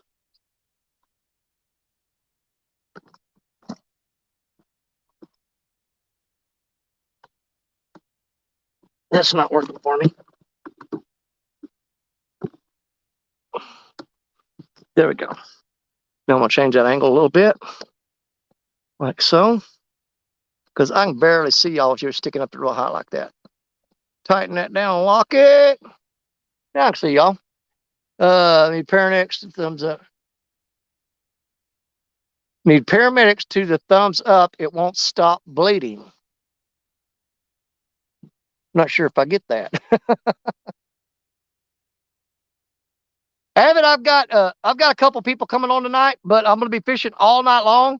So later on tonight, if you want to hop in there, if I'm all alone and you want to jump in there later on tonight and help me out, you know, probably around 9-10 o'clock, say, because you know me. Unless the fishing is just absolutely dead, I'm going to try to fish all night.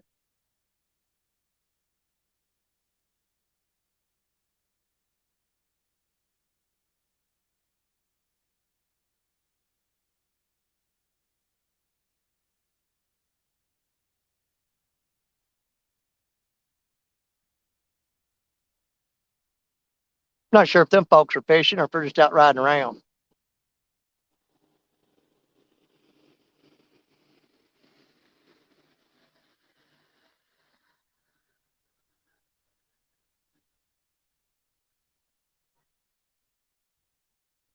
That's good folks right there. They seem nice, waving.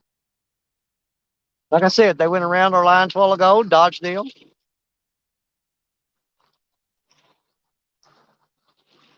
Generally, most of you people in boats on the river, they're pretty cool people. Jose, Catfishy, what's up, man? He thought a few waves on me that time, though. They're heading on up the river.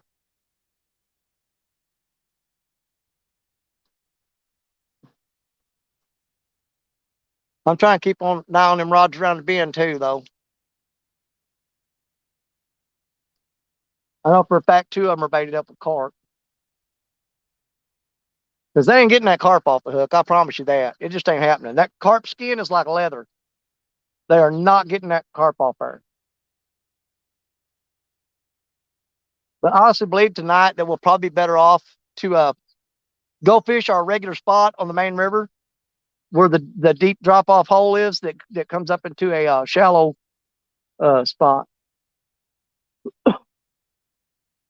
And sometimes this place will turn on right here. What I don't like is there's a big tree laying down right there and the root wad's sticking up. And when I'm reeling in fish here, they're going to run right for that. They're going to run right for that. If I get a big fish, there's a good chance I'm going to lose him in that crap right there. I'm looking to see if that tree's laying. I may be able to pull that out of the water. I may be able to. I don't know.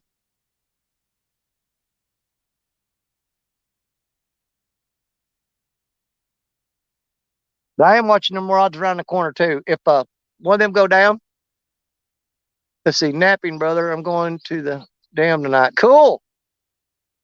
Yeah, anybody gets out and go fishing tonight, absolutely go out. And don't worry about me. I'm gonna be live all night long. If you guys want to get out and go live, go live. I encourage everybody to go live whenever you want. Don't say, crap, I was gonna go live tonight, but Dave Stone's gonna be live all night long. Don't worry about it. I'm not stingy like that. I encourage everybody to do their thing. If you know me, you know how I am.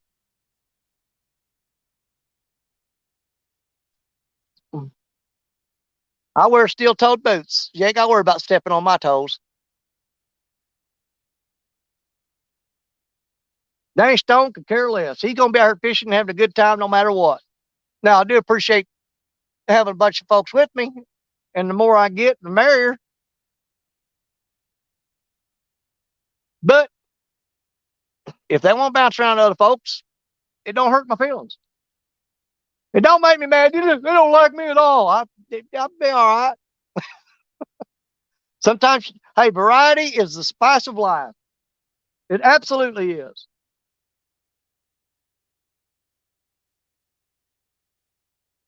I am not one of them people that say, well, you didn't watch me. You watched somebody else. Get over yourself. You know? Don't be like that. That ain't no way to bait. It just ain't no way to bait. We're all supposed to share, stick together and hang out. You'll be like, hey, I'm going to go up to Danny's house for a little while and hang out there for a minute, drink a beer, do a shot of tequila, and, well, I was going to drive over at J Dog's, but I'm drunk now. We'll just walk down the block and go to his house, man. That's basically what YouTube is. You just bounce from one person's house to the next, and you don't get a DWI.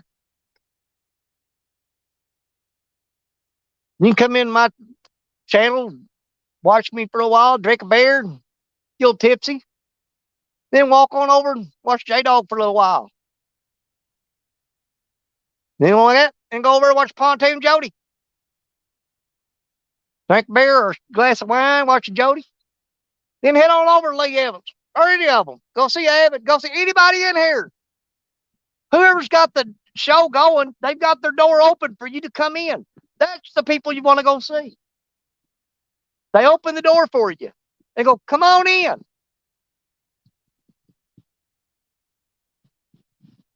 And we like it when you go door to door, hanging out with everybody. It's all about having a good time, y'all. It's all it's about. Just doesn't matter. I think this spot's deader than crap. Ain't nothing here but gar and carp. And I got carried them 2 big carp all the way up to the truck, throw them in that cooler.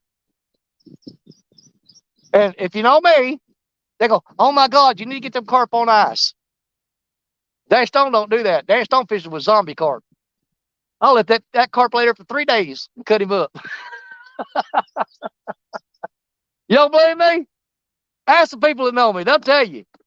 I'll do it. And flick the maggots off of him or leave him on there. That's extra attractive. Cut that carp up, rubber gloves, you got maggots in him, throw it out there. The maggots float down and chum the water, and they just draw it right to you.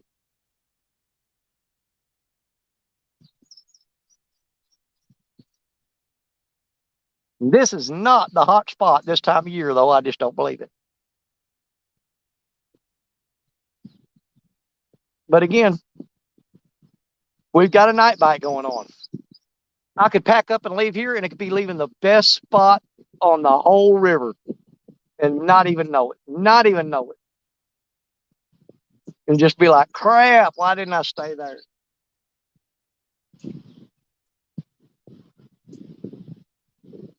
I'm thinking about bringing 2 more of those rods down here and doubling down in that hole, though.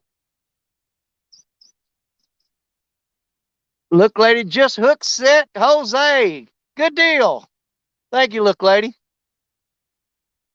F. Day Fisherman. I'm late, but I'm here. How you, Mr. Day? I'm doing great, man. We ain't caught no fish yet. We had a few bites earlier, but we got bored and snagged 2 big old carp and gave away some stickers. We're snagging carp with a bass rod. We used a lightweight bass rod and snagged 2 big old carp. One of them was 19 pounds and something, and the other one was I can't remember what he was. Was he 7 pounds or 9? I can't remember. Yeah, I think it was 7 pounds. But yeah, we done snagged 2 big old carp just to have something to do. Plus, we kind of want to throw some carp for bait tonight. So we've got that covered. We've got skipjack. We've got carp. Oh, I've got live bluegills. I forgot about that. I got some big old bluegill. They're probably about 7 inches long. I've got 3 of them alive in a little aerated tank up there. So we'll definitely move over to the main river tonight and try to get on some flathead with those big bluegills, man. Heck yeah. That's what I'm talking about. We got 3 live bluegills I got to use up tonight. Although this stumpy, loggy area right here, man, I'm telling you, it is flathead full. I just don't know what time they're going to bite, y'all. I don't know. It's going to be one of them things where they just come when they feel like it. Zach Lewis, the Catfish Viking. That boy can fish too. Y'all need to figure that out. If y'all ain't got Catfish Viking, y'all need to go check him out. Because he does it all, man. He does it from the bank. He's got that kayak all set up now where he's doing some kayak fishing. Yeah, he's been kicking some butt and taking some names lately. He's doing real good. I'm proud of him. I remember when he was just catching bait fish. No, Zach caught some big old catfish. Don't think he ain't. He's got videos out of it. If you don't believe me, go check his channel out. I'll wait. We ain't going nowhere. We may leave this spot, but we'll be back if we are gone. Holy crap, the gar are back. The water is literally moving. I'm going to show y'all this. Look at here. Watch it right there. You see all that water moving? Hold on. See them? That's freaking gar. That's a big old gar right there. Man, they are piled in here. All that water moving is gar swimming on the surface. I'm gonna say the gar are definitely spawning. The gar are definitely spawning. No doubt about it. The spawn is on for the gar fish. Adjust that handle a little bit right there. Well, I love this tripod that Creole got me. Hey, Creole, there you are there. I didn't see you come in here. This tripod is the best tripod I've ever had. It's so much easier to work with. I reach back there and loosen that knob right there. And man, I can whip it around, adjust it. It's got a nice little handle to grab a hold of there. Get it where I want and turn the handle and lock it down. I think I got y'all a little crooked. Let me tilt yourself a little bit. Right there. I like that. But unfortunately, I think, Creole, you got to work tonight, don't you? We will miss you dearly. But I think I've got some folks coming in to, I've sent them the links, and they're going to come in and hang out with us tonight during the show. And they're good people. They're good people. I think you'll be pleasantly surprised. And Jerry Parker's going to have some guests with him fishing right beside him. So that's going to make it exciting, I hope. But the theme of tonight's show is fishing the spawn. So it's going to be tough, y'all. I'm going to tell you right now. The fishing's going to be tough because the fish, these cotton picking gar are all up in here. They're spawning. The cotton picking carp are spawning. And generally, catfish are right in there with them.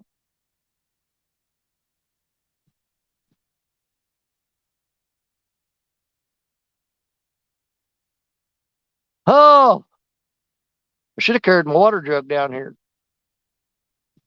Got a breeze coming back. I don't know, I'm just not feeling this spot tonight. I may be wrong. This may be where I need to be. I'm just not feeling it.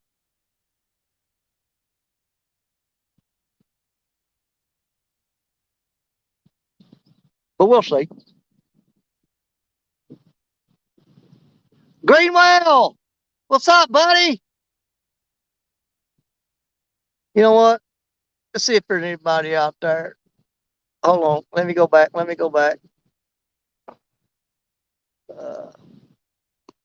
See if anybody wants to hang out for a little while. I should have done this a long time ago.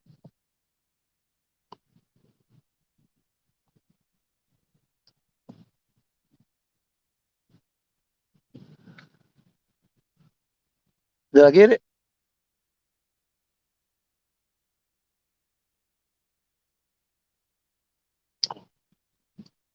Did I get it up in there or not? What did I do? Did I freeze my camera up? God, that's why I can't never do this with one hand. What did I do?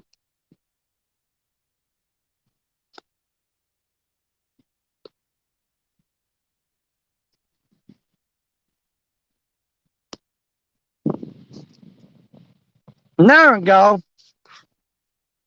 Excuse me. If anybody wants to hop up and hang out for a little bit, we can. Because we're just killing time until we move to where we want to be. We've got a little over an hour to go before we make our move. Da da da da da da da da da. Imperial compact action. Yeah, that's the man. I tell you what, that tripod, it's freaking awesome, man. You'll love it. But I can actually turn a little knob here if I don't want to raise the legs up, and I can raise you guys up higher like that, just by loosening that screw right there. But you don't need to be that tall. We'll just get you back down and lock you in place.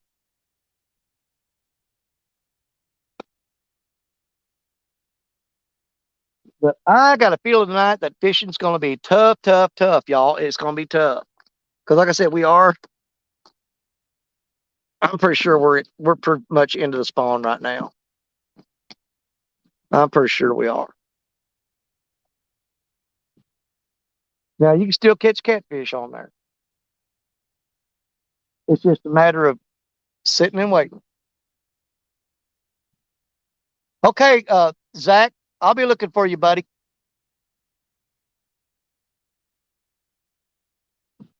Man, I should have carried my water jug down here with me. Doggone, I'm about dehydrated. I'm still watching them other rods over there. When them go down, I'll grab y'all up and we'll run like the Dickens. We'll be gone, gone, gone. Cancel last minute. So you ain't got to work tonight.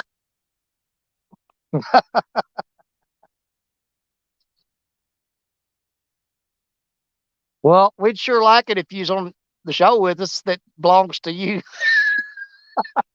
too. You're 1/4 shareholder.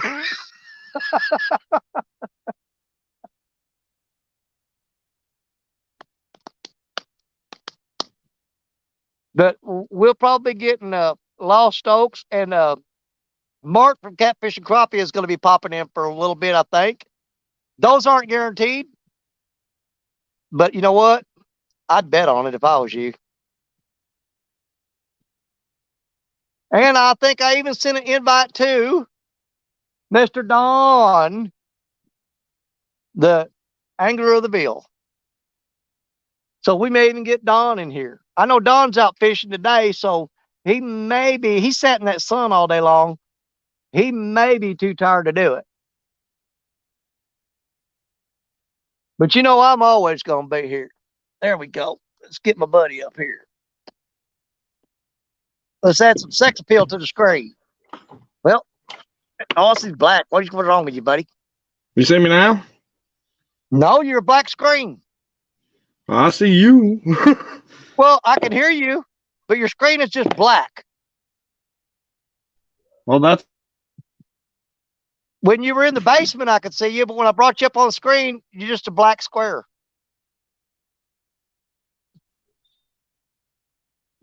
You may have to go out and come back in. Or refresh or something.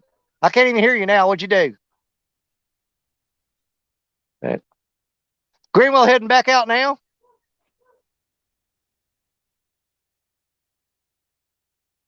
See, that's another thing. Mike will probably be going live.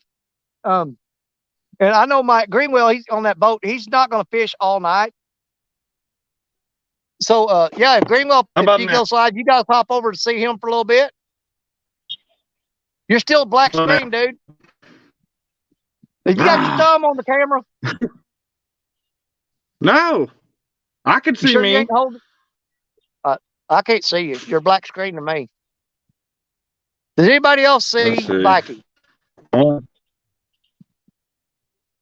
It's just black screen. You're a black square, dude. Just a black square on there.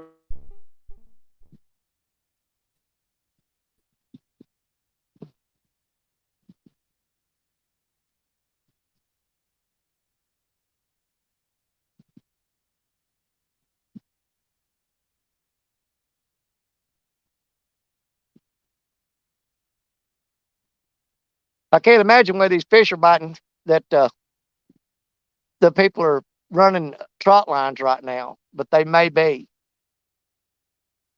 Because here's the thing: if you run a trot line along the bank, that's where them catfish are bedding up and nesting. A lot of times they're pulling. See, I'm really not cool with them trot lining and jug lining right now because you're pulling them catfish off the beds and you're doing massive damage to the population. Anybody keeping fish right now, I'm not dogging you out for it. I just say that I'd rather that you wouldn't. It's not a good time to keep fish. You need to let them go because they're sitting on eggs and all that. You need to let them go and let them do their thing. Now, come into July, first part of August, have at it.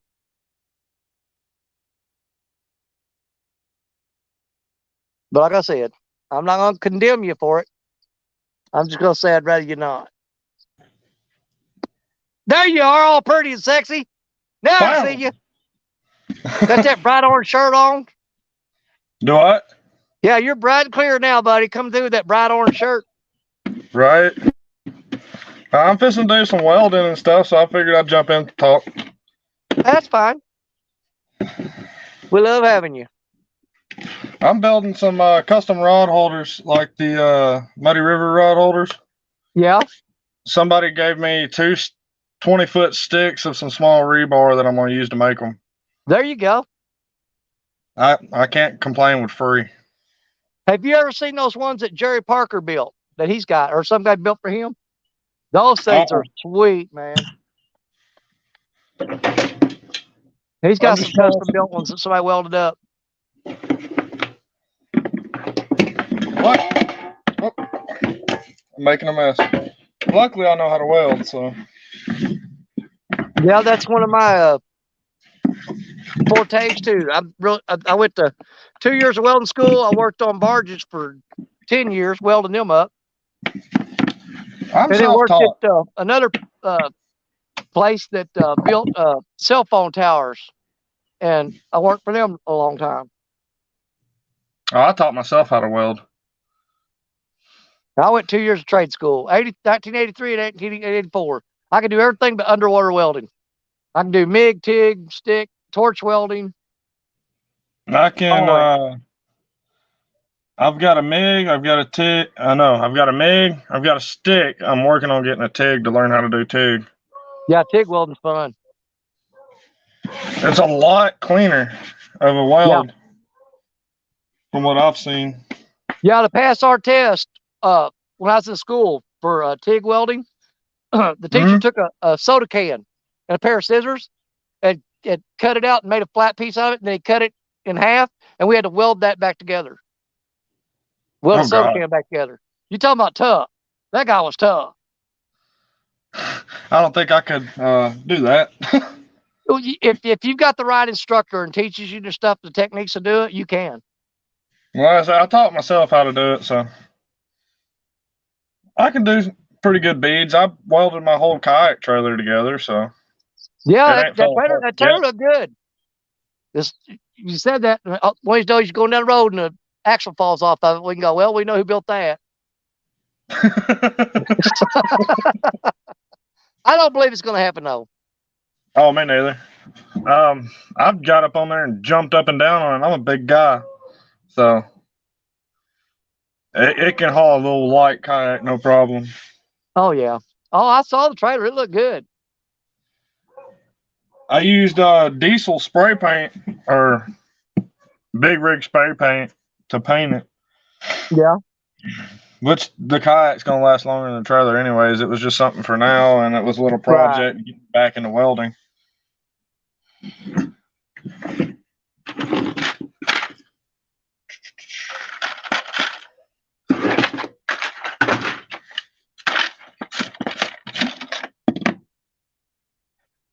Man, I've got a ton of bait fish moving up through here too, and these gar are chasing them.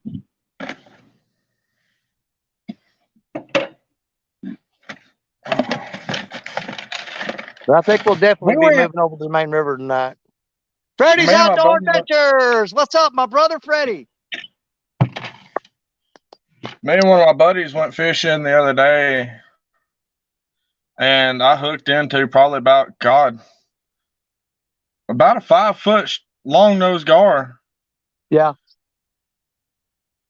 And we caught 3 or 4 gar that day, and I'm like, I'm tired of catching gar. I want to go back to catching catfish. Well, you come here and get all of them you want. I mean, they're piled up on the bank right in front of me right now. I don't want no gar. I want I don't catfish. either. They're fun fight for a minute, but then no, I'm good. I've got plenty of gar in the freezer, anyways. Well, 'Cause I eat majority 'em. of see, I've never been able to freeze gar. To me, they get mushy after I thaw them out. I If I freeze get, mine. I've eat gar, but if I'm going to eat gar, I'll usually catch it, kill it, clean it, and cook it all same day. This is the first If time I ever froze you it. ain't never put gar on a smoker, you're missing out. This is the first time I've ever froze gar, so Yeah, they Glad to don't see freeze that. well, in my opinion. They don't freeze well. They're better fresh. which this one's it's about a 20-pound short nose. Okay. It's a decent sized short nose. I gotta go find the hacksaw real quick.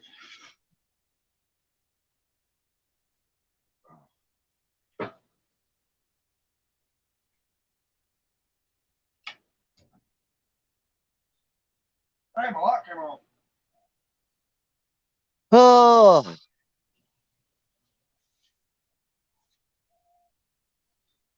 oh, Creole. Freddie's taking Trey to the March Madness spot.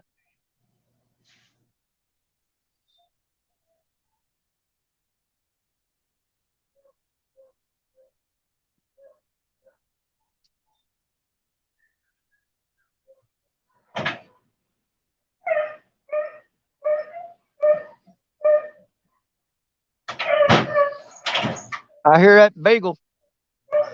Yeah, I know. It don't know when to shut up. Oh no, I love the sound of a beagle barking like that. Man, I used to run rabbits, run rabbit dogs. That's one of my favorite sounds to hear a beagle barking. That's one of the two we have. The other one's kind of quiet unless it's hunting. I used And to got love some- go out on the old back fence rows, turn a pack of beagles loose, and listen to that. You get a Well, whole you bunch come of them to my singing yard. together, man. You talking about fun, good time. Well, if you want to hear beagles, all you gotta do is come to my yard and you'll hear them. Yeah, I love to hear them chasing a rabbit though. You get about 5 or 6 of them going. That's music to my ears. They're my father-in-law, so Okay. we've got 7 acres out here. We live on the front half, but my shop's in between. Well, our shop, it's both mine and his. Yeah. And he lives on the back, but the beagles are on the back side of the shop.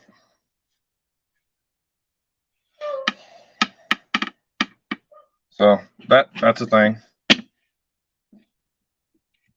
And when I first got here earlier today, I threw them rods out and man, they were hitting like crazy, but I think that was all gar. Good possibility. That they just knocked it off too. I'm trying to find where my saw at.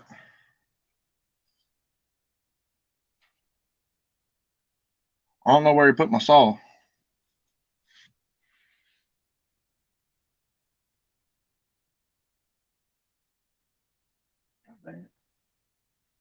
I had another one in here somewhere.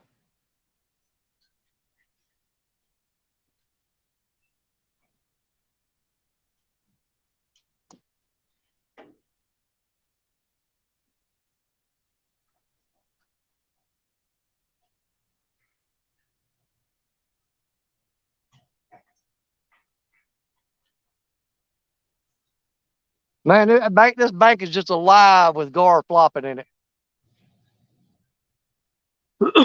I mean, they are thick.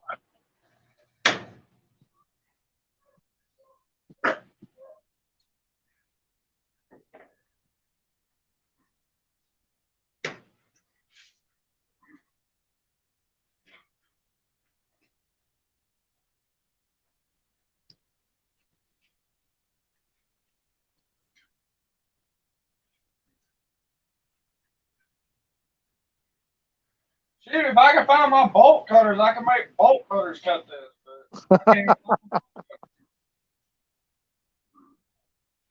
I'm gonna have to run up truck and get me a drink of water here in a minute. I'm so dehydrated. I'm starting to get dizzy.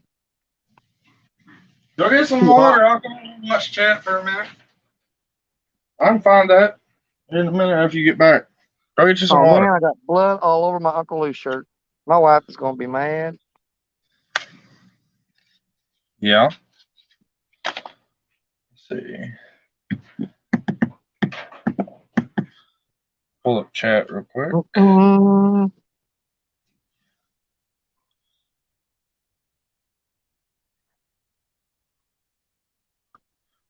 Creole, we got a basset hound too.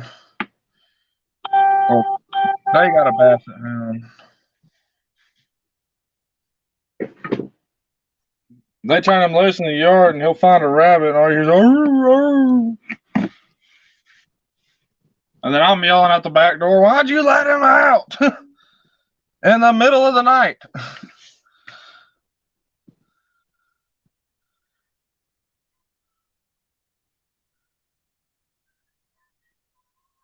Hey, Danny. Yeah, Jeremy Tournament's cat said go buy a 40 ounce. You will feel better. I would, but then I'd have a freaking headache in my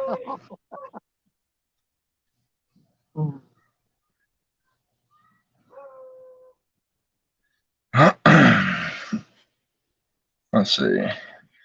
We got Freddie in here. Unless I've got my camper set up or a tent set up, I don't drink alcohol on the river because if I don't got a place I can go lay down and go to sleep, and I have to drive, it just saves me a whole lot of trouble. I But a don't lot of drink times I'll beer, bring my so. camper over here and set it up. Then it don't matter. Then I'll probably drink a beer or something, you know. But if I know I'm gonna be driving, bouncing from spot to spot, yeah, no alcohol for me. I don't drink, so. I used to quite a bit. Generally only when I'm camping. If I'm out camping, we're sitting around a fire or something like that, you know, we'll drink a couple beers or whatever. I like being coherent of what I do. I'm a very strong person in controlling myself, and Yeah. I can't control myself when I drink, so I don't like it. No, that's a wise decision then. Because last time I got drunk was in Malibu, California, and I jumped off a 2-story house into a pool. Oh, I'm a blast while I'm drinking. Oh yeah, I bet. Because I do the stupidest stuff I could possibly do. Well, one of But my I wouldn't biggest do things it is if I was sober. I can't stand to be around people drinking if I'm not, because I you know, I can't tolerate them.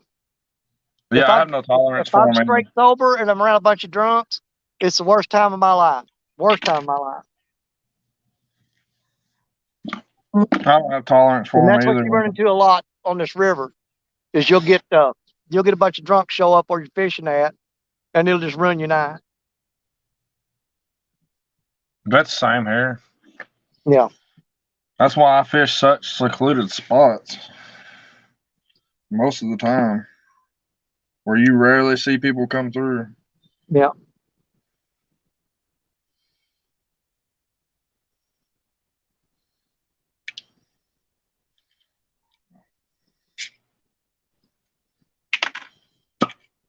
Well, I'm pretty sure I'm definitely going to move tonight to another spot, and I know exactly where I'm going to go because it's a transition point from the catfish spawning and coming off spawn, and where the females go after they've laid the eggs. Nice little spot that I know that I'm going to go hit. Ours are coming off spawn now. So I have a feeling it's really about to light up for us. I think ours are just now getting really into it.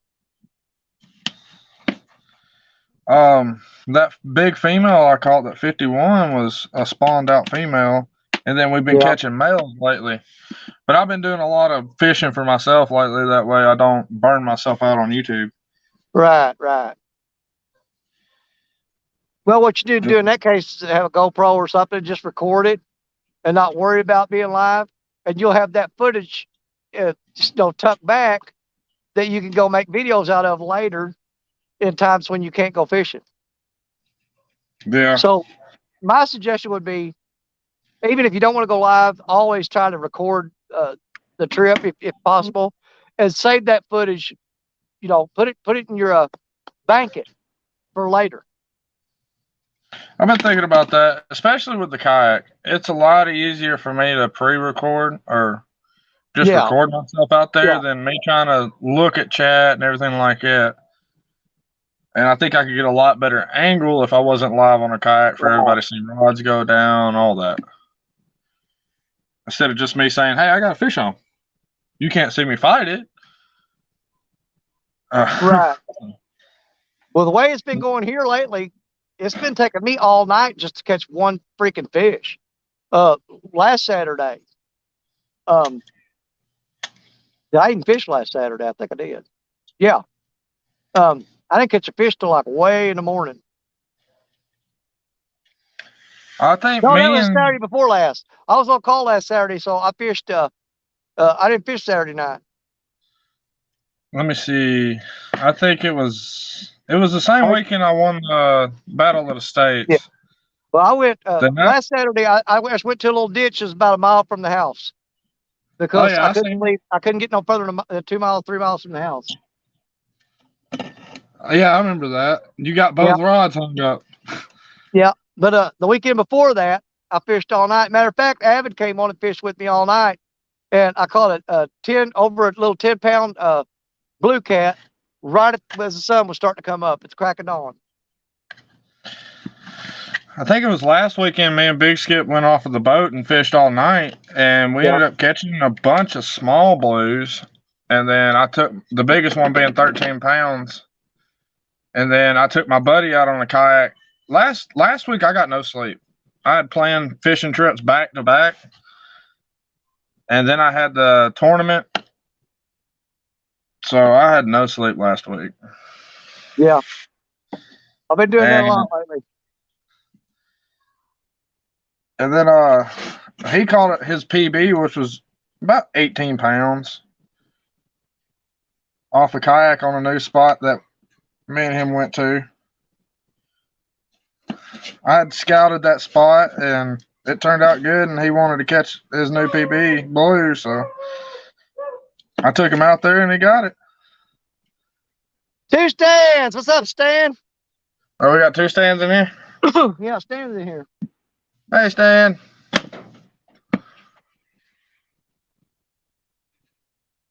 You got Ronnie Moore.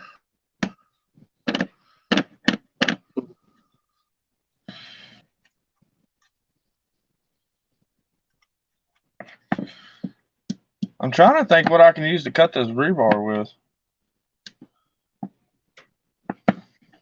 Well, choices are hacksaw, torch.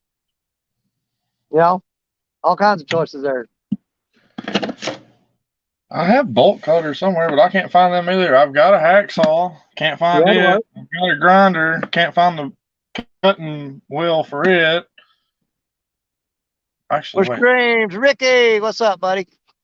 Does this one have the cutting wheel on it? Could use an angle grinder. That's what I'm thinking about. That one does have a cutting wheel on it. Okay. I grabbed the wrong angle grinder. I've got 2.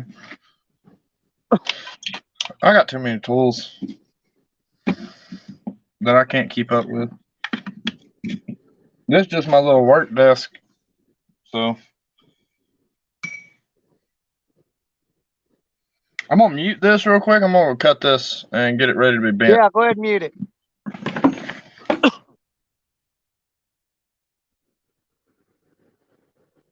What time is it? 4:37. Got about another hour before we shut it down to noon. A little less than an hour, actually. And get ready to set up for tonight.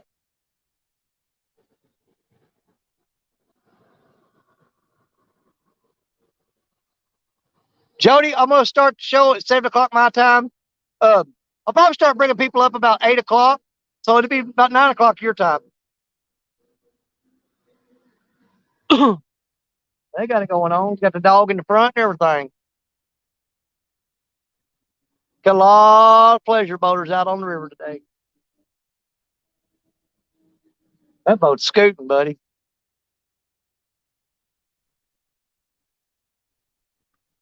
That's another thing. We get over on the main river, there's not that many people over there. Hey, Fossil Creek. I've got a little less than an hour to go here, then I'm going to shut it down. Jay Fox. And then I'm going to shut it down and pack up.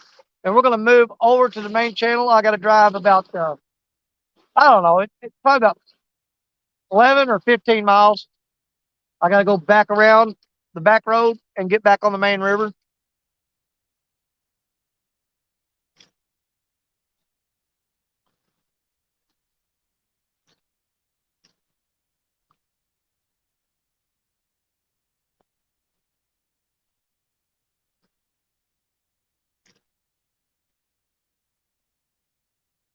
Because I thought we were going to get a few bites when we first got here, but it went dead real quick. It went dead real quick. And a lot of it is timing.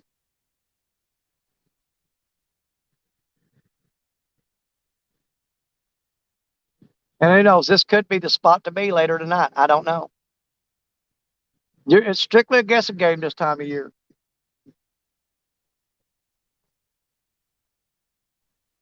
Okay, I'm back. Did you get it cut? I got the. Yep. What'd you use? Cut off wheel on an angle grinder. Okay. I grabbed the wrong angle grinder to begin with that I had up here, and I had the floppy disk sander on it. So I grabbed my other one, and it had the cutoff wheel.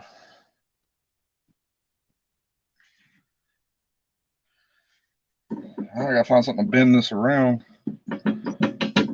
Ooh, I might have put my power pack on. I'm at 37% right now. Let me go up and grab that real quick. I'm at 16, but I'm at home. Hey, Jody. Jay Fox Hunter.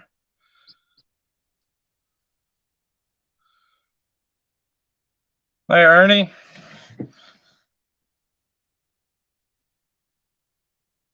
Oh, yeah. I was looking for my Sawzall, but I think my father-in-law has it somewhere.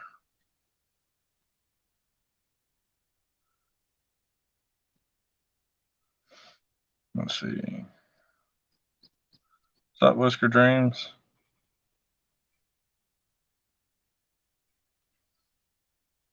Yeah, I gotta let it cool off where I can actually handle this piece of rebar and bend it the way I want it. It's nothing but thin little piece, so it's bendable. I just gotta figure out how I want to bend it.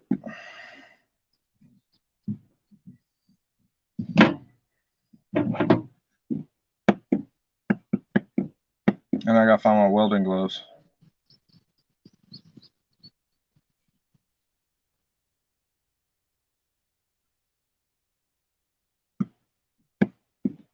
Hey, Miss Chrissy. Ronnie. Oh, yeah. Definitely their best friend.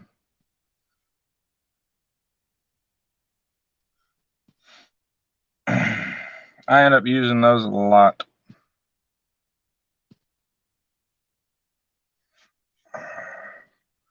Text my lovely wife to bring me a drink real quick.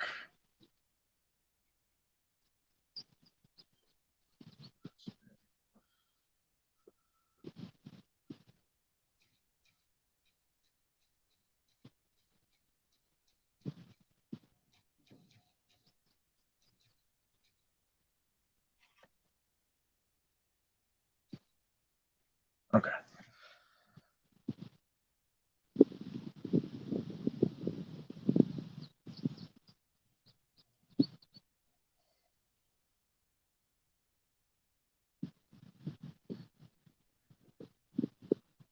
I put some mud on that kayak yet. Eh. I've put fish slime all over it, if that says anything. Catfish slime.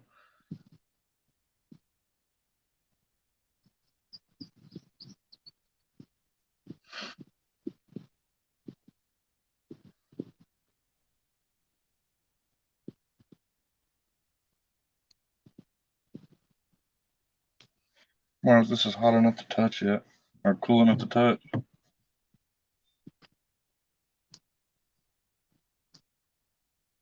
That's still too hot.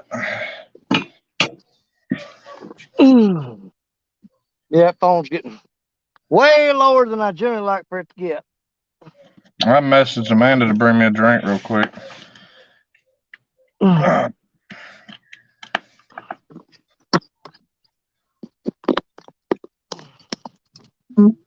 There we go. Now we're putting juice back in it. Yeah, generally when it gets that low, it's hard to get it charged back up. My phone, it does that, especially with StreamYard. Yeah. If I can keep it around They came on really fast, and I'm trying to 65, 70%, and then put the charger on it, it'll climb back up. Once it gets below 50, it's hard to get it back. And she's down to about 35 right now. It shouldn't go any lower than that, and it actually should start coming up.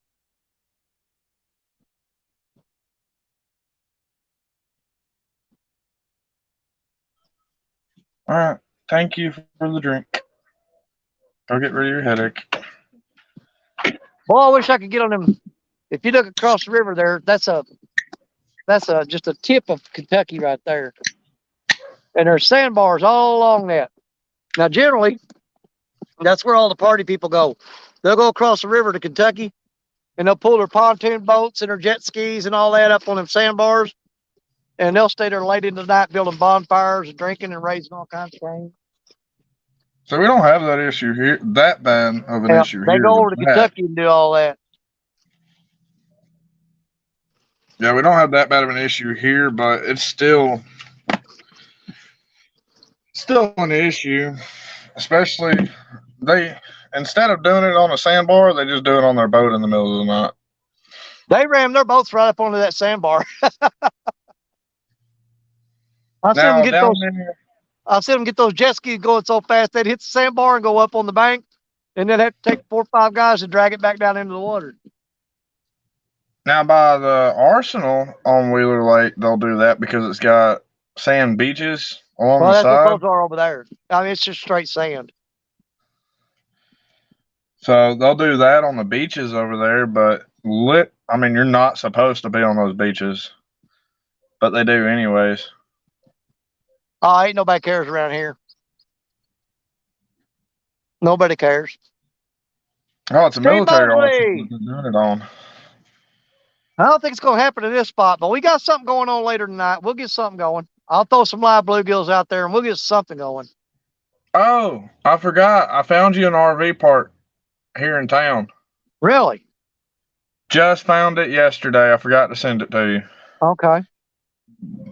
Message me later and remind me, and I'll send it to you.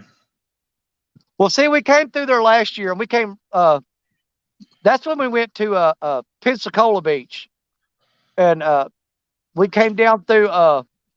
Is it Columbus or Columbia? Yeah, I know what you're talking about. Okay, we went past Athens, and we were just past Athens, and we stayed there. And then we got up in the morning and drove on down to Florida. But this year we're going back over to the what is the name of that place? Topsail Hill State Park, which is 15 miles east of Destin. That's where we're going this year. So I don't know if we're taking that same route or not. I know we'll cut through Birmingham and work our way down from there. Then yeah, you'll come through Athens. Okay. Should. You'll come through Athens before you go through Birmingham.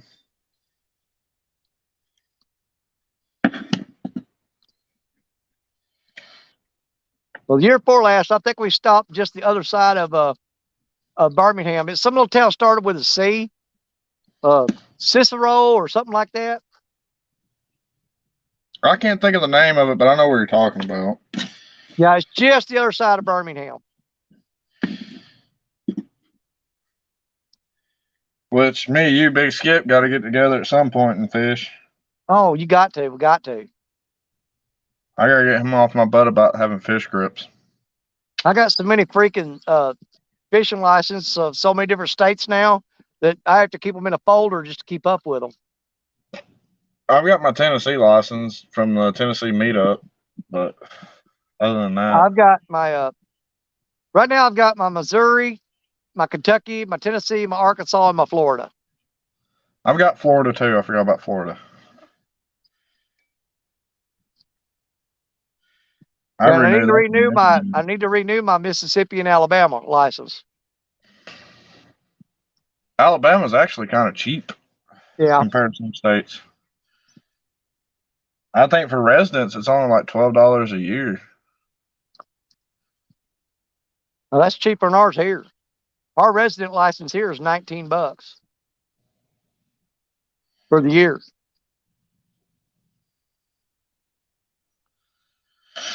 And the only reason I keep a Tennessee license is in case we go over to Reelfoot Lake. It's up by I think Tiptonville, I think. Well, I caught that 37 on Chickamauga during the meetup. We've never done a video over at Reelfoot Lake in Tennessee, but you go over there and there's no limit on channel cats because they're overpopulated. They want you to take them out of there, but you can go over there crappie fishing with a crappie jig, and you can pull up like 1.5 pound, 2 pound channel cats as fast as you can jig into a brush pile. You catch more channel cats than you do crappie. Good Lord. And they'll hit crappie jigs.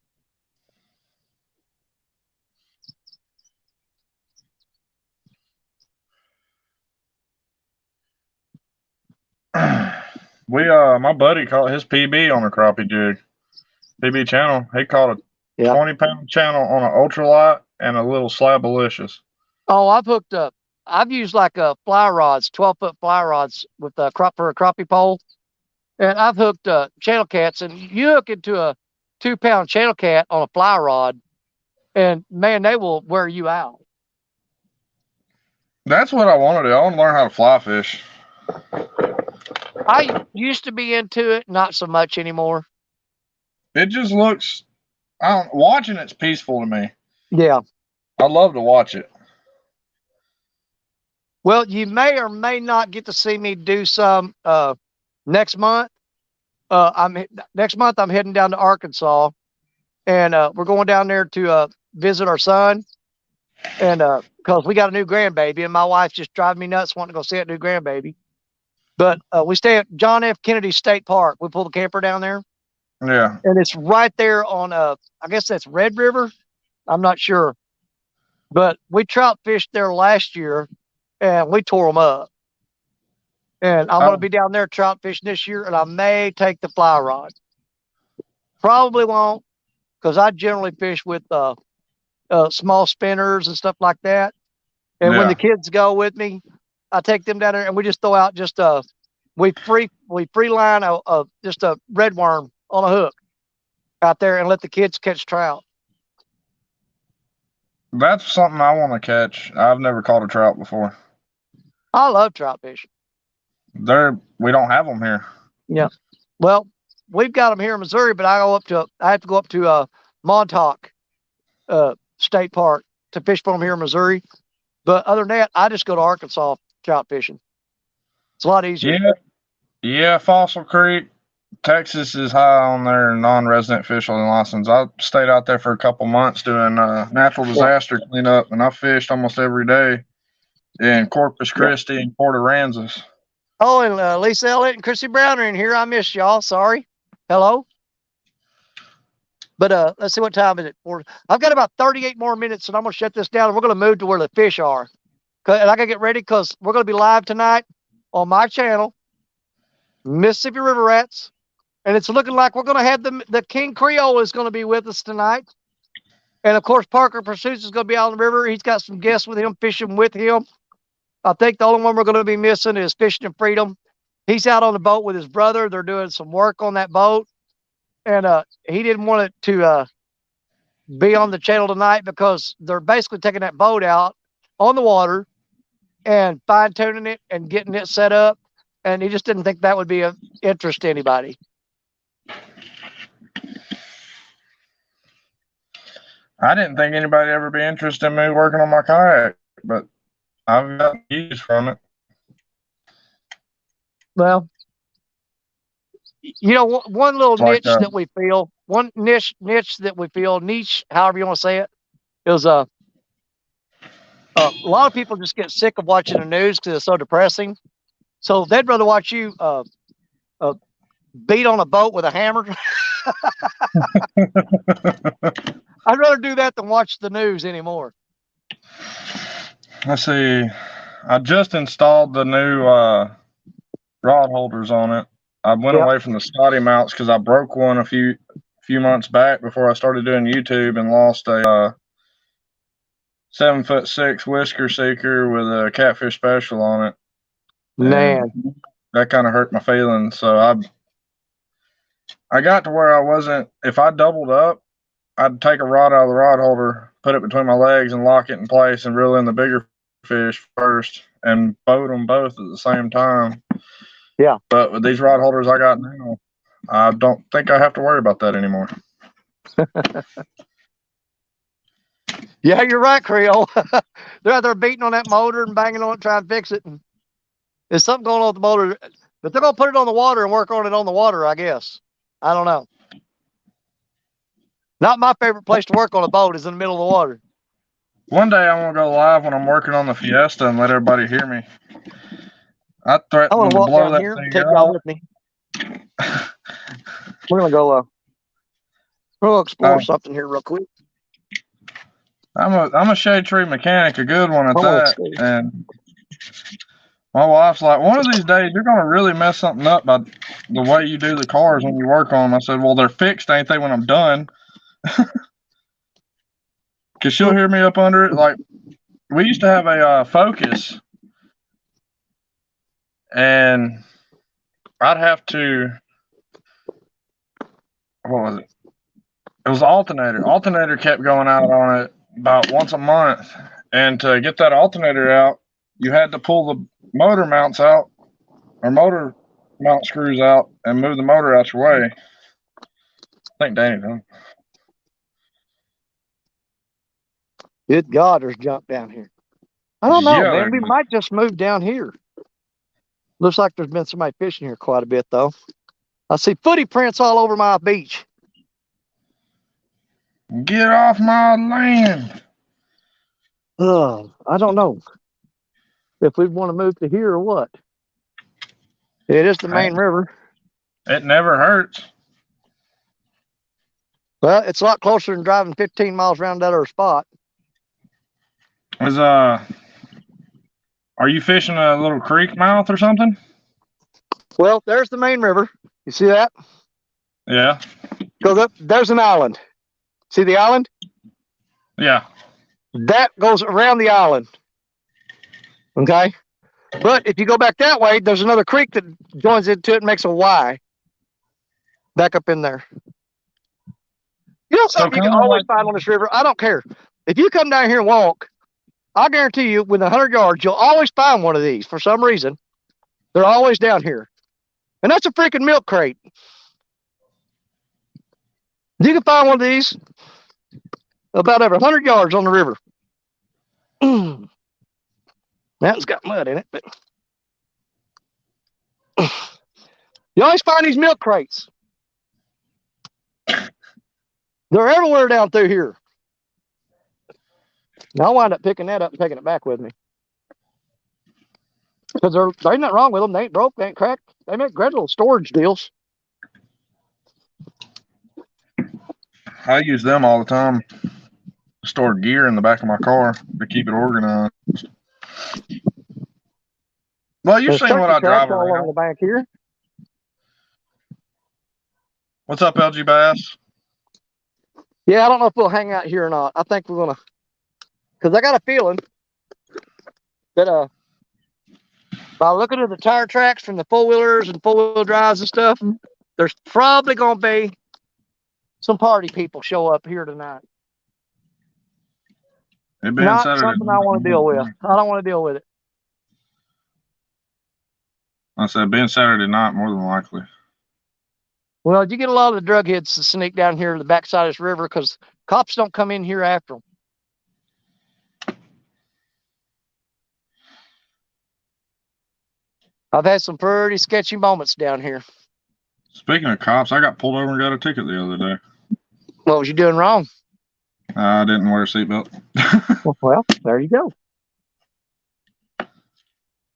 I should know better considering I drive a big truck, but that's yeah.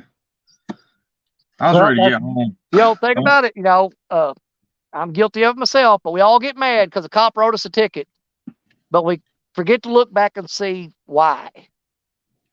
Oh, I don't get mad. He broke me a ticket fairly. Scott Swift, how you doing, buddy? We got LG Bass in here too. Tom's in here? Fantastic. Yeah. Well, this spot here is just, and like I said, I've got the night bite right now. So, this may be the hottest spot on the river that I pick up and move from. But do I want to risk sitting here when I know that I go somewhere where I probably got a little better chance of a bite? Well, they should be moving up into those shallow flats and feeding. Well, you would think. Especially around dusky dark. Well, that's what I'm hoping for. But I've got another spot on the main river that's a deep channel that goes up into a flat on the river that I think would be better. I've had several guys telling me they've been tearing the flathead up here, but I just don't know about that.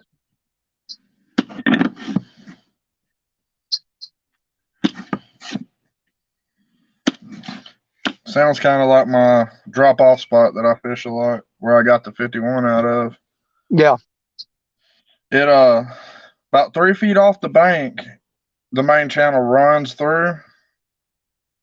It'll go from about 5 foot deep, and then you get about 3 feet out from the bank. You're talking about, it's not even a shallow drop off. It just drops straight down to 25 feet, and then it's about 30 yards out. It comes up over a hump into a flat. That's only about 12 feet. Well, this right here is a really hot wintertime spot. A lot of my videos I did back in the winter fishing, this is one of the spots I was at. And it's really good wintertime spot. With that deep, deep, deep hole, they're always in there.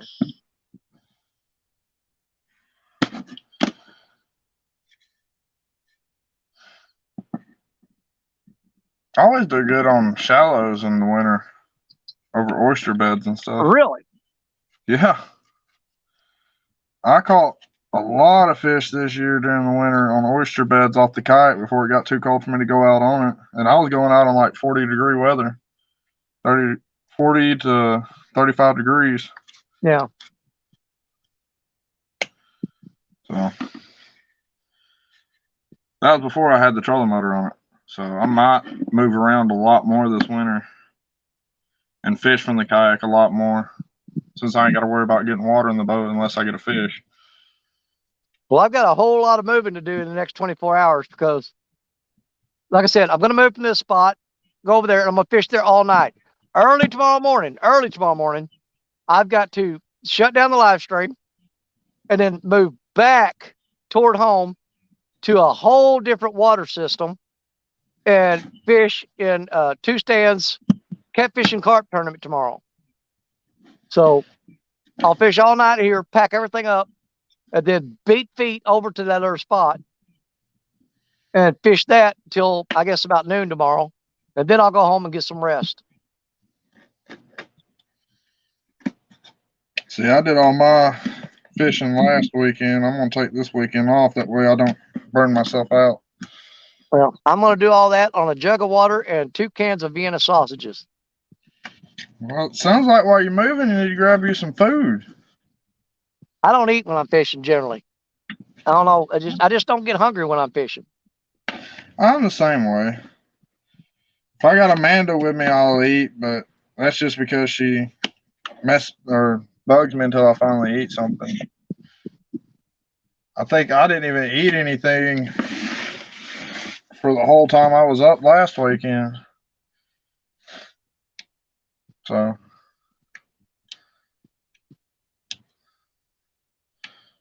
thinking about lighting the forge to help me bend this rebar and make it a lot easier. Yeah, Bend it over the anvil. that's what I do. But it's so dang hot. I normally don't light the forge, but in the wintertime. Well, yeah. But I still got some anthracite coal, so I could light it. Stonefly, how you doing, buddy?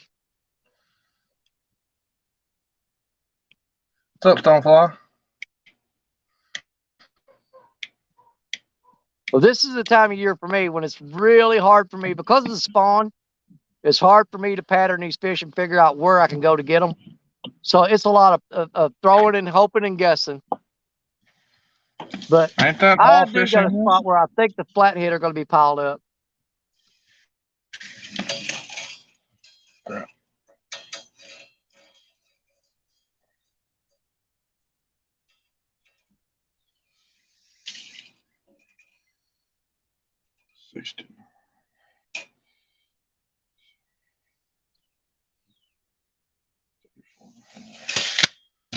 But we'll definitely fish with more rods out tonight. Maximize our chances of catching something.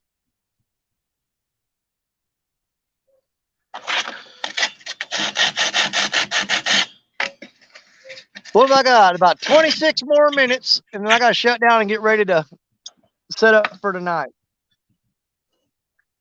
I'll send So you if we some don't catch pictures a of fish these in this spot rod next 26 minutes, we're definitely moving from here. Yeah, I would. But I'll send you some pictures tonight of these rod holders when I get them done. See Okay. what you think about them.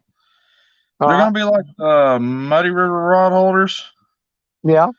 but I'm going to make them with a longer stop to go on the ground and a couple crossbars welded in all the way through the bottom. I got very few spots. This is one of them where I can. Very few spots where I can put a rod holder in the ground. The majority of my fishing spots, the bank is just giant riprap rock. And you just got to basically just try to get the rod in between the rocks and find a spot to hold them up. So there's no way you're driving a rod holder in there because it's all solid granite rocks and shale.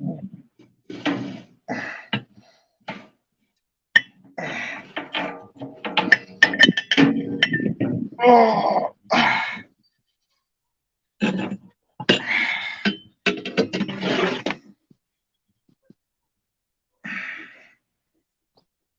Is Bobcat in here? Yeah, there's Bobcat. Yeah, he's in there. Oh, Bob. Man, I tell you what, that fish his daughter got into today, that was freaking cool. 9 minutes to go. And she landed into that one. I think it was 40, it's over 40 pounds. I want to say 41 or 49. I can't remember. I know it was way over 40. And man, 9 minutes to go. And that girl laid into that fish, buddy. I tell you what, and Bobcat was more excited than she was. And she was pretty freaking excited. Ain't that how it normally goes? You know what? I knew it was going to happen, though. I knew it was going to happen. And I'm going to tell you why. Because, life has a way of balancing things out. And earlier on, he broke his Uncle Lou's bumping rod. Oh, now, no. Yeah, they got it snagged up and he snapped it. Now, I've always found that when something bad happens to you, just get ready to cheer up because for every bad thing that happens, something good is coming your way. And I believe that because life has to balance itself out. It can't be all good and it can't be all bad. So when he broke that rod, I said, something cool is fixing to happen. And it wasn't no time at all later on. Bam, there's that fish. And I knew it. I knew it. Life balances itself, just like nature.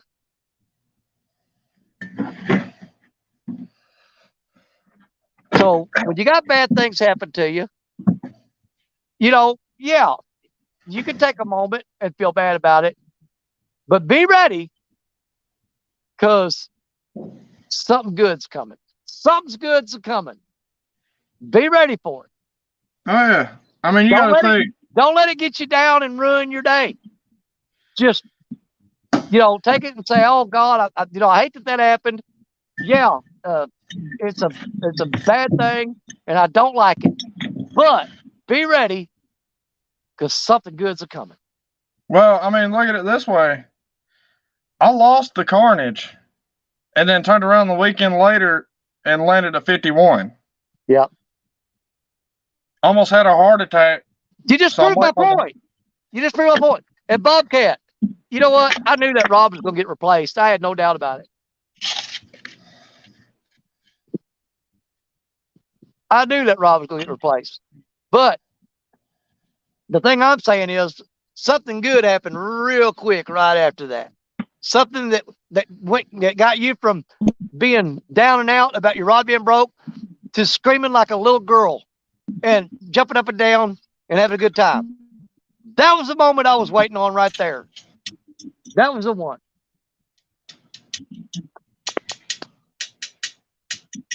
It made it all worth it. What we got left? We still got 21 minutes. Then I'm going to shut it down and get ready to move, because tonight it won't be just about me. It's going to be about me and the boys coming to you live on the Mississippi River. And we're going to be spread out all over. So you got a chance of seeing something good happen. Even in the spawn.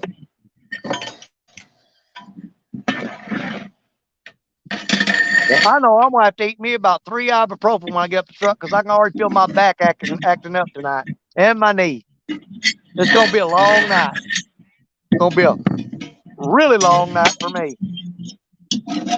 But aches and pains and arthritis and everything's going to be kicking in tonight. My wife asked me, she goes, "I don't know why you keep doing this to yourself." I'm like, "Well, somebody's got to do it." Oh, but yeah, my arthritis and my knees acting up, and my back is killing me. But we'll pull through. Yeah, Don't be a long night. I think lighting the forge is going to be the best idea for this. I can't bend it tight enough. Did you see that alligator snapping turtle I caught Thursday night? No, I need to go back. Was it It's on Pontoon Jody's. Hey, on Pontoon Jody's challenge, dude, you would not believe the alligator snapping turtle I caught. I got it on my Muddy River rod. That thing was a freaking monster, dude. Its head was bigger than mine. Yeah, when I'm holding it up, and it sticks its head out there, its head's bigger than my head. Dang. That was a nice alligator snapping turtle. We've been thinking a whole live bluegill. I had a bluegill out there. It's probably about 8 inches long, and he took that whole bluegill. Good Lord. We've been thinking about getting one to keep as a pet. Well, we can't here. They're endangered. We're allowed to here if they're captive bred. If they're we have to get them released. You're actually supposed to just cut the line when you see you got one on there. I'll generally try to get the hook out anyway, but I wound up cutting the line off, about 6 inch of line hanging out of his mouth, and released him. But that hook will rust right out. Oh yeah, turtles are resilient. Well, he was big enough that he could bite my wrist and take my arm off at the wrist, and so I wasn't getting too close to him. About how far into the tournament was it? I'm trying to think. Dadgum, it was I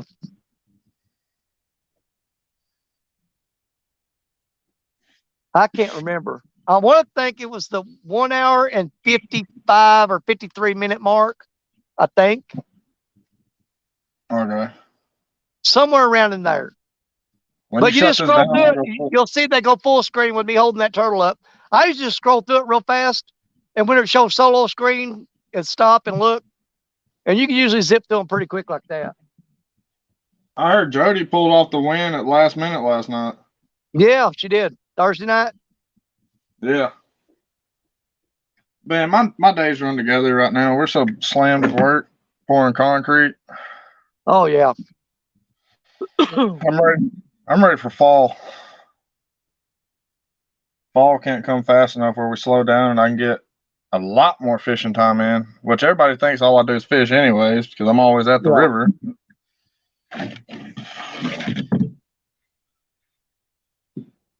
But y'all be getting a lot of videos from me during the fall and the winter because we slow down so much. Oh yeah. I get off at probably half a day, but the good thing is we're guaranteed 40 hours no matter what. We get paid for 40. So that compensates. Leaves me room to do what I want to afterwards. But right now I'm getting 60, 70 hours. I worked today. I clocked out with, I think, like 75 hours Huh.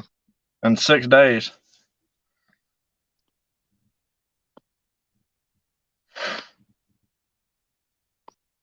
What time are you jumping down, Danny?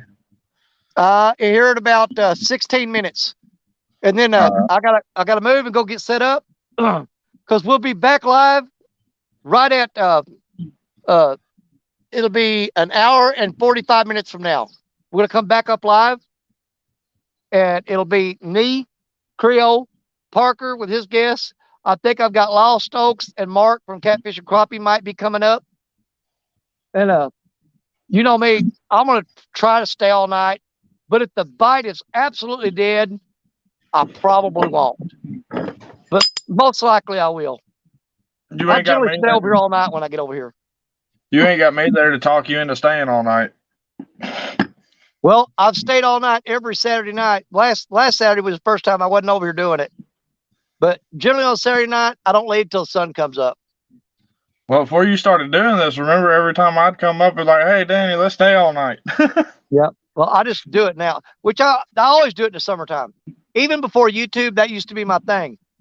I would come over here and I was putting videos up on Facebook, and I would come over here and spend the night and run the GoPro, and I would edit me a video out and put it on Facebook. And then I finally started doing YouTube, and that's when I started going live. So I started doing lives over here all night long. See, that's I need to get me a GoPro. I don't have one yet. Well, the one I got is actually it's a crappy little it's called a Activion or something. It's a knockoff of a GoPro, and it is absolute junk. I mean, it's junk.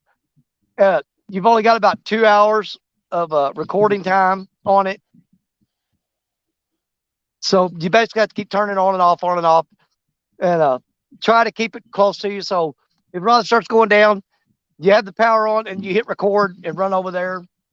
It makes for crappy videos. It's really hard to work with it. I'm thinking about getting a Hero 10 and a bunch of batteries. Yeah. But I'd rather get my kayak set up, get all the stuff I need done first, and then do it. Because what's a fishing YouTube channel without all the gear you need? That's true. Well, I've got a long ways to go to get everything set up the way I want it. Same My here. biggest thing is I need to get an editing program. Because right now I'm just using Windows editing to make my production videos. And it's just it came with the laptop, the program in there, and it's just a video editor, and it absolutely sucks. I mean, it's just bare minimum. You can split a video up, but it's hard to splice them and all that. And there's no selection of any kind of background music or any special effects. There's no special effects at all. It's just a basic video editor that came installed on the laptop I have.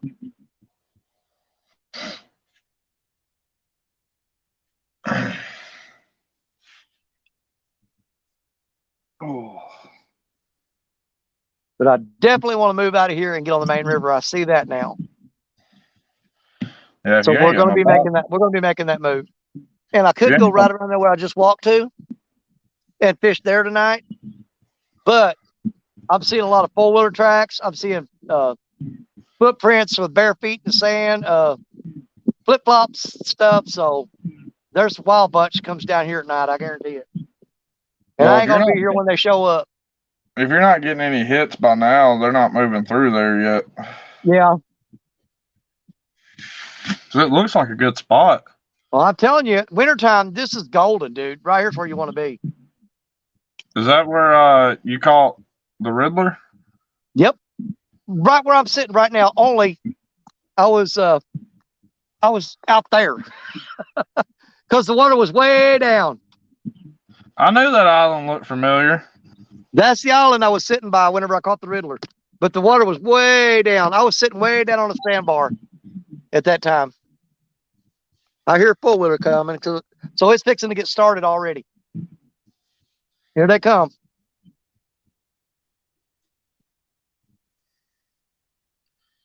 Coming down there to play and mess up your fishing. Well, I'm leaving here anyway because they can have this spot. They hadn't started moving through there yet this late in the afternoon. Yeah. They may not move through there then. Well, I'm going to get on the main channel and just, what I'm going to be trying to pick up tonight is all the females that have already laid their eggs and moved back into the channel.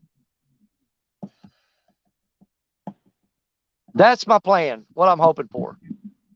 I just started catching spawned out males last week, so that means they're starting to come off spawn here. I think they're And just now coming on here. And they're So looking it's rough. But definitely our gonna water's be a tough already up bite here tonight. It's going to be a really tough bite here tonight. Our water's already up to 80 degrees, which is about the temp they come off spawn here. Yeah. So me saying it might be some males respond and some males haven't, but the majority should have started coming off. Which this is the first year we've had regular in 2 years. Right. Last year they spawned all year. It was near impossible to catch a fish of any size last year. I was getting deterred of my big fish spots because I wasn't catching any big ones. And then I finally started going back to them this year and landed that 51. Off camera, I've caught a couple 20s. So I think it was just last year was messed up real bad.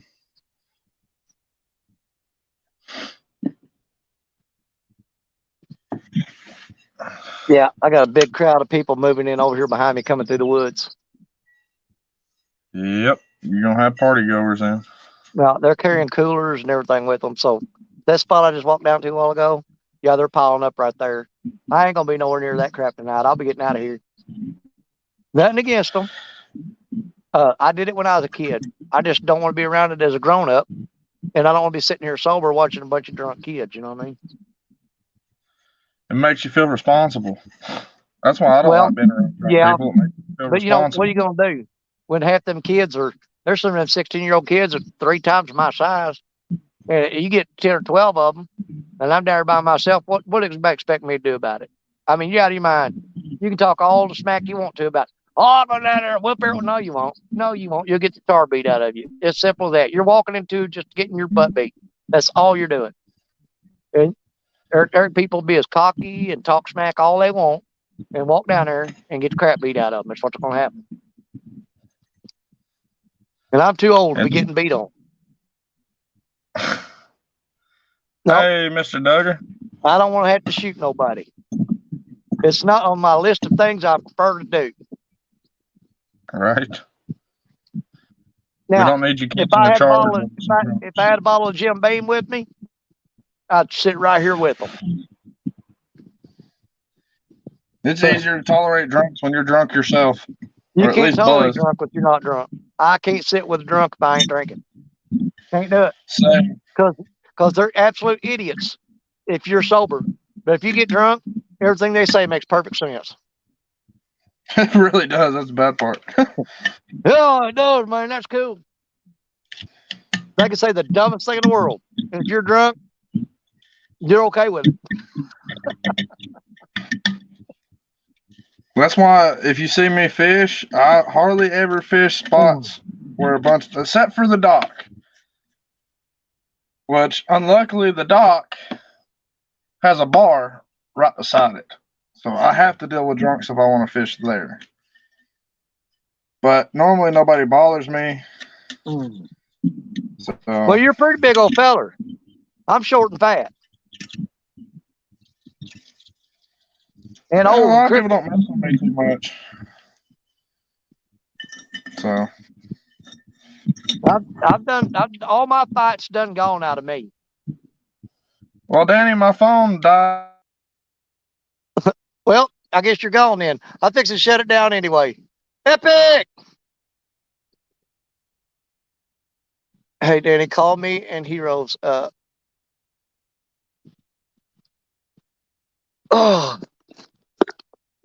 well, Epic.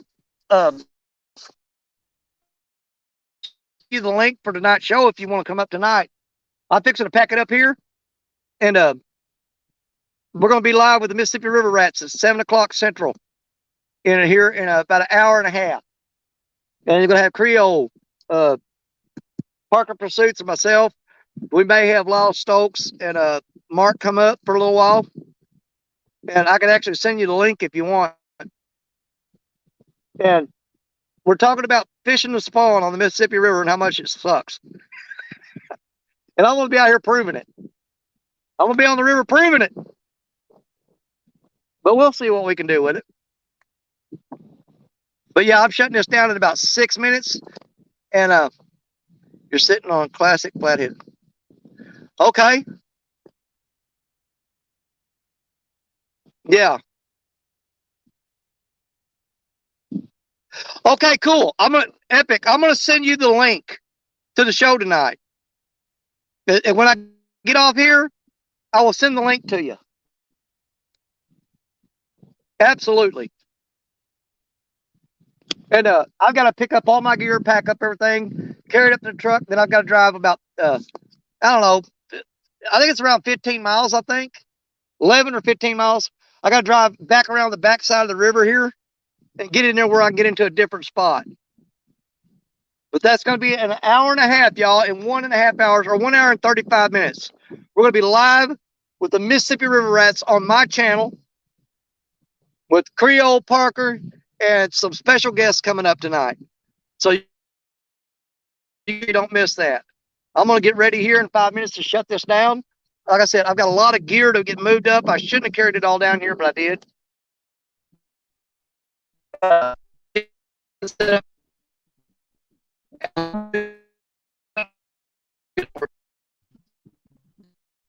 Hopefully we'll get something going really good for you tonight.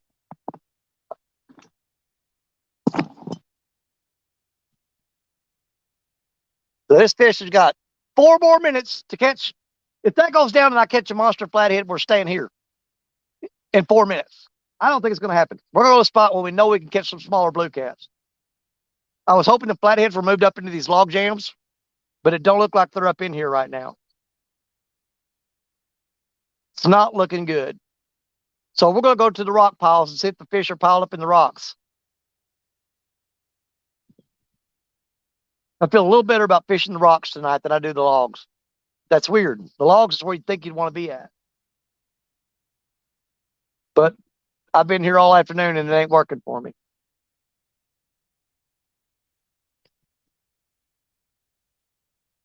Okay, Zach.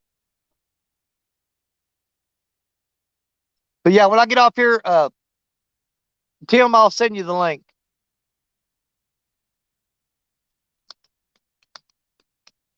Because I'm gonna need all the help I can get on people fishing tonight. If we're gonna show anybody any fish tonight, I need as many people fishing as I can get. The more people with rods in the water, the better chance we got of pulling some fish in on the show and showing somebody something. So absolutely, I'm requesting your help on that, and I will send you the link that you can do it. Because it's going to be tough. I can't wait till August whenever I can get out here and throw 5 rods out and have 4 of them pulling down at the same time.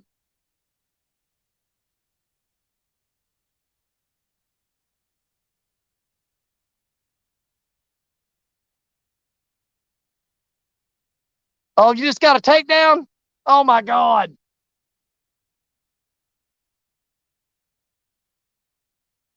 Tim, are you guys going to be out there late tonight? Are you going to be out late tonight? I really need you to come up on the show tonight at 7 o'clock.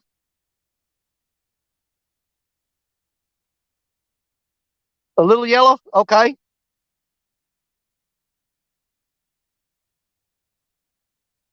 I'm definitely going to throw you the link. You will have the link, sir, here in a couple minutes. Okay, cool.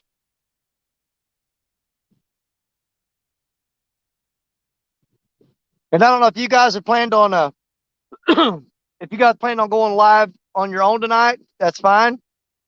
If you want to come up and hang out with us for a little bit and then go back and do your own live, just whatever you want to do, however you want to do it. But we'd love to have you come up and fish with us for a little bit tonight too, if you don't mind. I'm not gonna beg, dadgummit. But I'll open the door and say, come on in. Yep. Well, Viking, what we do, the first 2 hours of the show is dedicated to the Mississippi River. After the first 2 hours, we open up the doors for anybody fishing anywhere to come in and fish with us all night long. I don't care where you're at. After 2 hours of the show, we open it up to across the United States because we like fishing with all of our friends. And we'll definitely do that. But I got about 1 minute to go. I've got to shut this down. I got to pack all this gear up, and I can get moved to the next location and get set up for the night. Because the next spot I go, when I set up there, I'm committed. I'm going to have the lights, the camera, the generator, the cords, rods, everything all set up. And there's no way I'm going to be able to move again. Once I set up there, that's where I'm committing to for the night. So we got to go get that spot. And we're fixing to head that way right now, as a matter of fact. So let me get off here. Sorry you had to get out. All right. I'm going to get off here, you guys, and get packed up and move and get ready for the show tonight. I appreciate all y'all that's hung out with me for all this today. We did snag a few carp and have a little fun with you. So we got carp bait tonight, fresh carp bait.